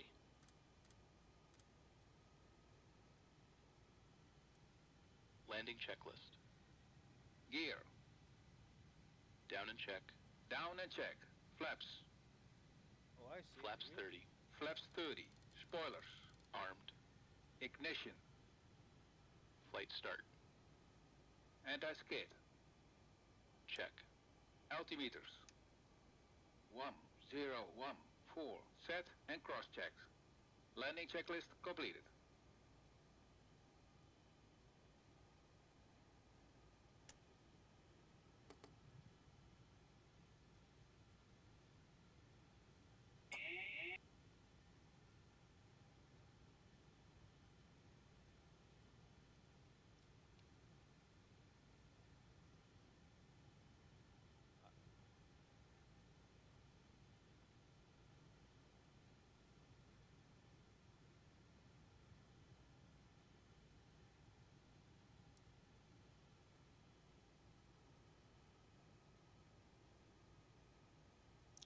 Vienna traffic, Clippers 66 heavy, about a 4-mile final, 434.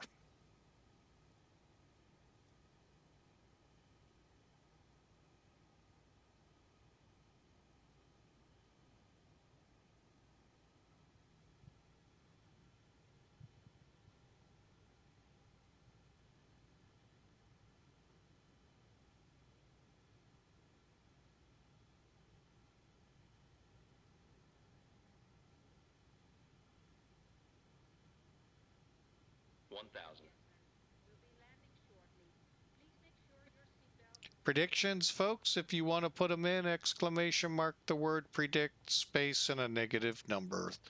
And thanks again for flying with Mike today, this Mother's Day.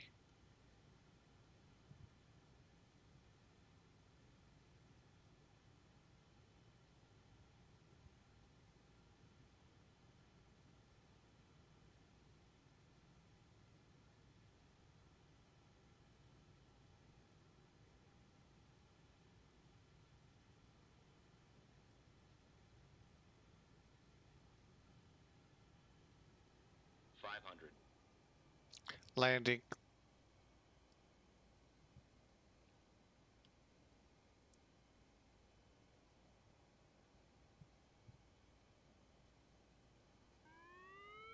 Approaching minimums.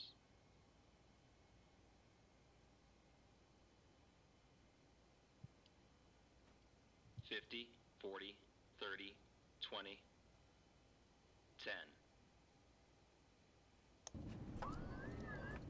Check reverse.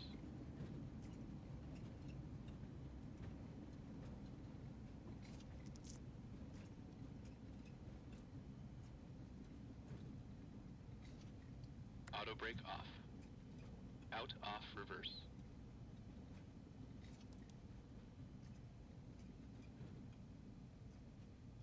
$60 knots.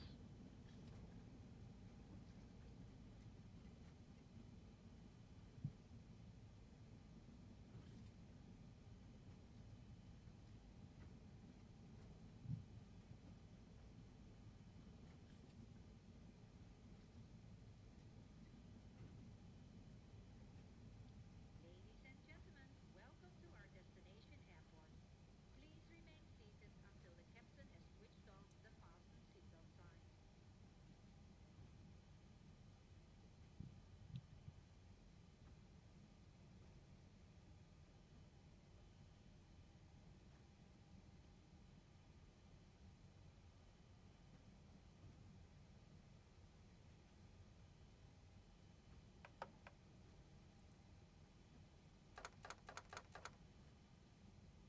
Flaps 1. Flaps up.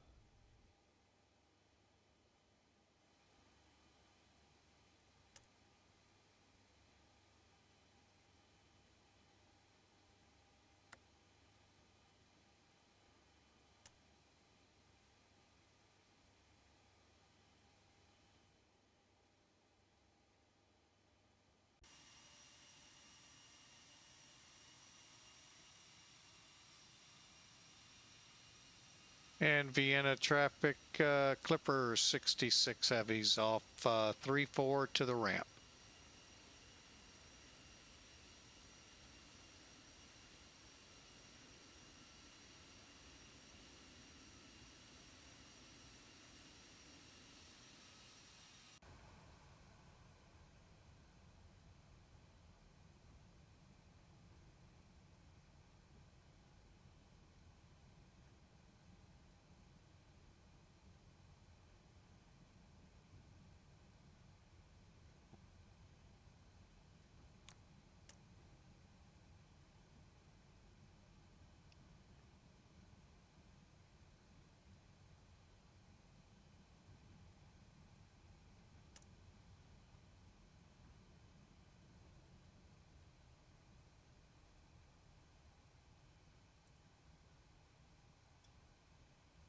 After landing checklist. Brake pressure. Check. Body gear steering. Arm. Auto brakes. Off. Ignition. Off. Engine and wing NDIs. Off. Radar and transponder. Stand by. Flaps. Up. Spoilers. Down. Stabilizer trim. 7 units. Outflow valves. Open. Pressurization mode selector. Manual. Aft cargo heat. Let's see. Off. APU. Check.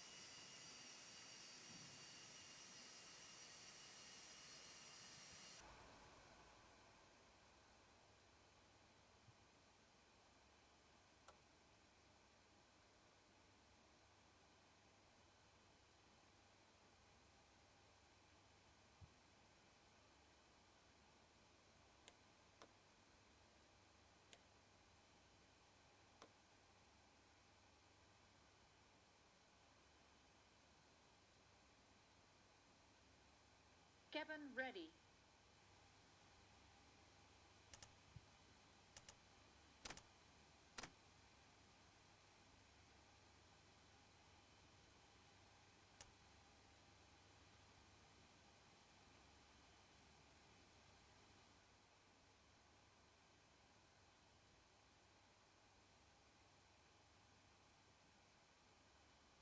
cockpit to ground. Put the chocks on.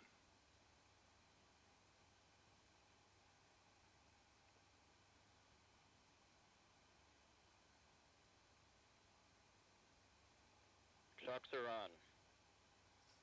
on. Okay.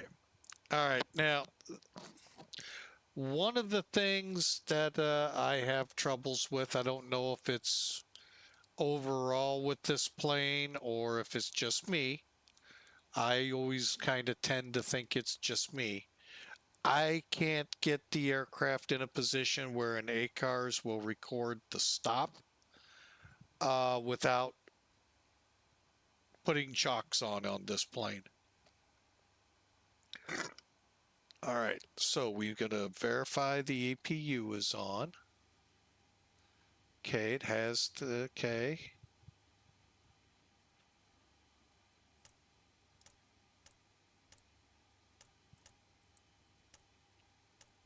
Okay, galley power's taken care of.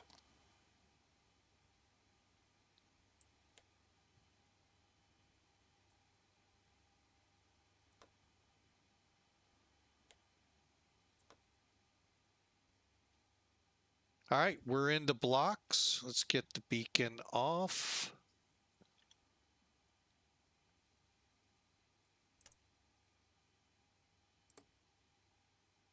Cabin crew, disarm slides.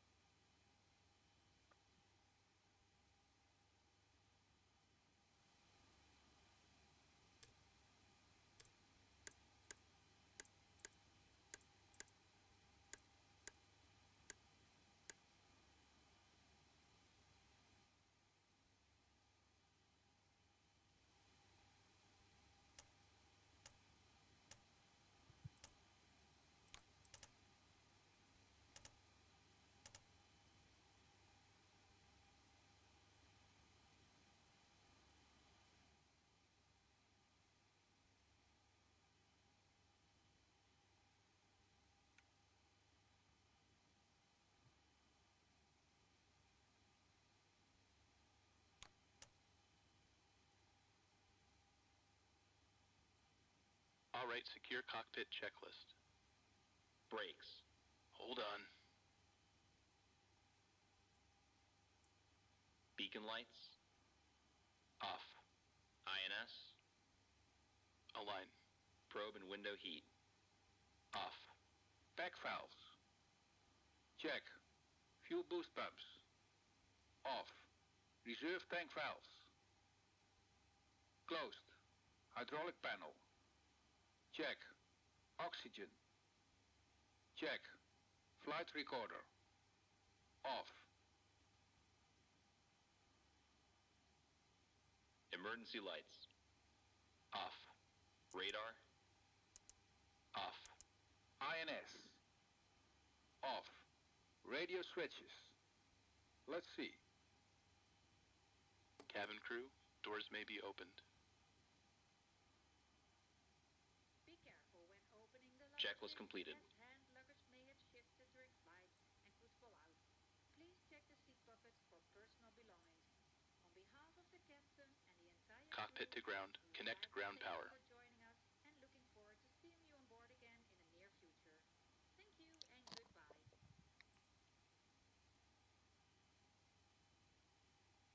Ground power connected.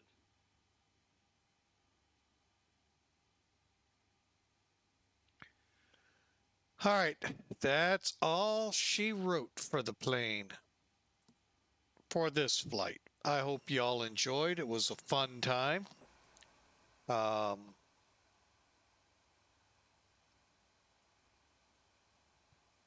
let's just take a look outside at everything. Yeah, unfortunately, there's not two jetways here, but hey, we'll take what we got. Clipper 66 is in the gate. I forgot what number, not worried about it. Hope you enjoyed that flight. Let's do a little surfing here and see how we did.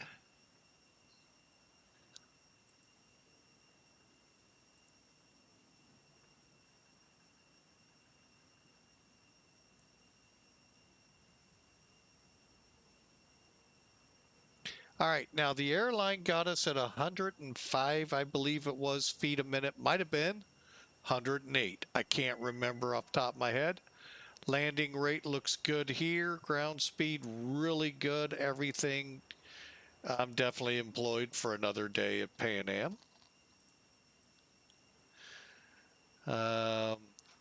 Next up, Sim Toolkit. Now this one's a lot more informative. That's why I use this one a lot. You're going to get a lot of things to chew on with it. They got us at 249. They're always rough on us. 139, but 109. So everything overall is, it was a good landing. So let's go complete it.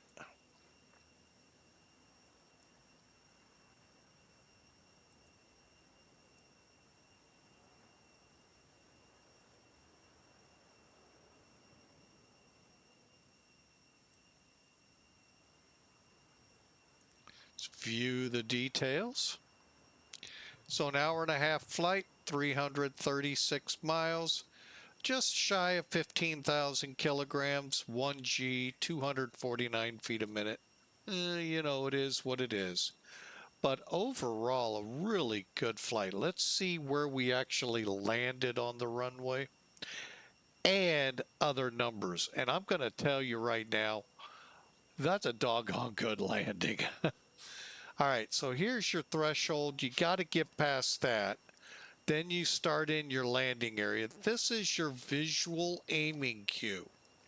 These big marks, they're meant to be that big so you can see them real easy. Your ILS, your PAPIs or VASIs, depending on the runway, are geared to put you on that landing area. And we missed it by 600 feet. And I'm here to tell you that's cool. And we were only a foot off the center line. Really good. Now, the goal is to try to land between this hash mark and the end of the runway. So well within that. Each of these hashes are approximately 500 feet apart. Maybe different over in the UK. And I'm not UK, Germany and Austria. But in the US, they're 500 feet apart. So really, I am tickled. This was a really good landing, just looking at it on the runway. Then you get over to the matrix here, where we got all our numbers. Heading, we should have been on 339, ideal 339, dead on. Pitch, nose, I think we might have been nose down, huh? Anyway, 4, slight roll for the crosswind. I mean, everything's perfect on here. So there's our 11,800 foot runway. I enjoyed this dearly, and that landing really been a while since we've flown Felis, and glad to see we can, 1, still fly it, and 2, still try to land it pretty decently. All right, I hope you all enjoyed. We're going to wrap it up for tonight. Thank you all for tuning in. Thank you all for taking a little time away from your Mother's Day celebrations and came over and gave us a try. Or returning viewers, welcome back. We had a great flight, simple hour-and-a-half flight as you saw. Took about 2.5 hours to fly it and or to stream it, and I really hope you enjoyed. So tomorrow we'll be flying the Far East out of Bali on our Amazing Race Trek, Amazing Race, the TV show here in the U.S. I don't know how much abroad it is, but I kind of try to follow the race. Now, in this case, they went from Bali to Dubai. We're busting that up into little 3 to 4 hour chunks. And we'll get there. They're already further along, but it gives me flight ideas along the way that we can stream. So tomorrow, Bali in Indonesia to Dubai. Tonight, you saw Frankfurt to Vienna, Austria. So y'all have a great night. One last shout out to the moms out there. Happy Mother's Day. And I hope you all have a great night. God bless. We'll see you tomorrow.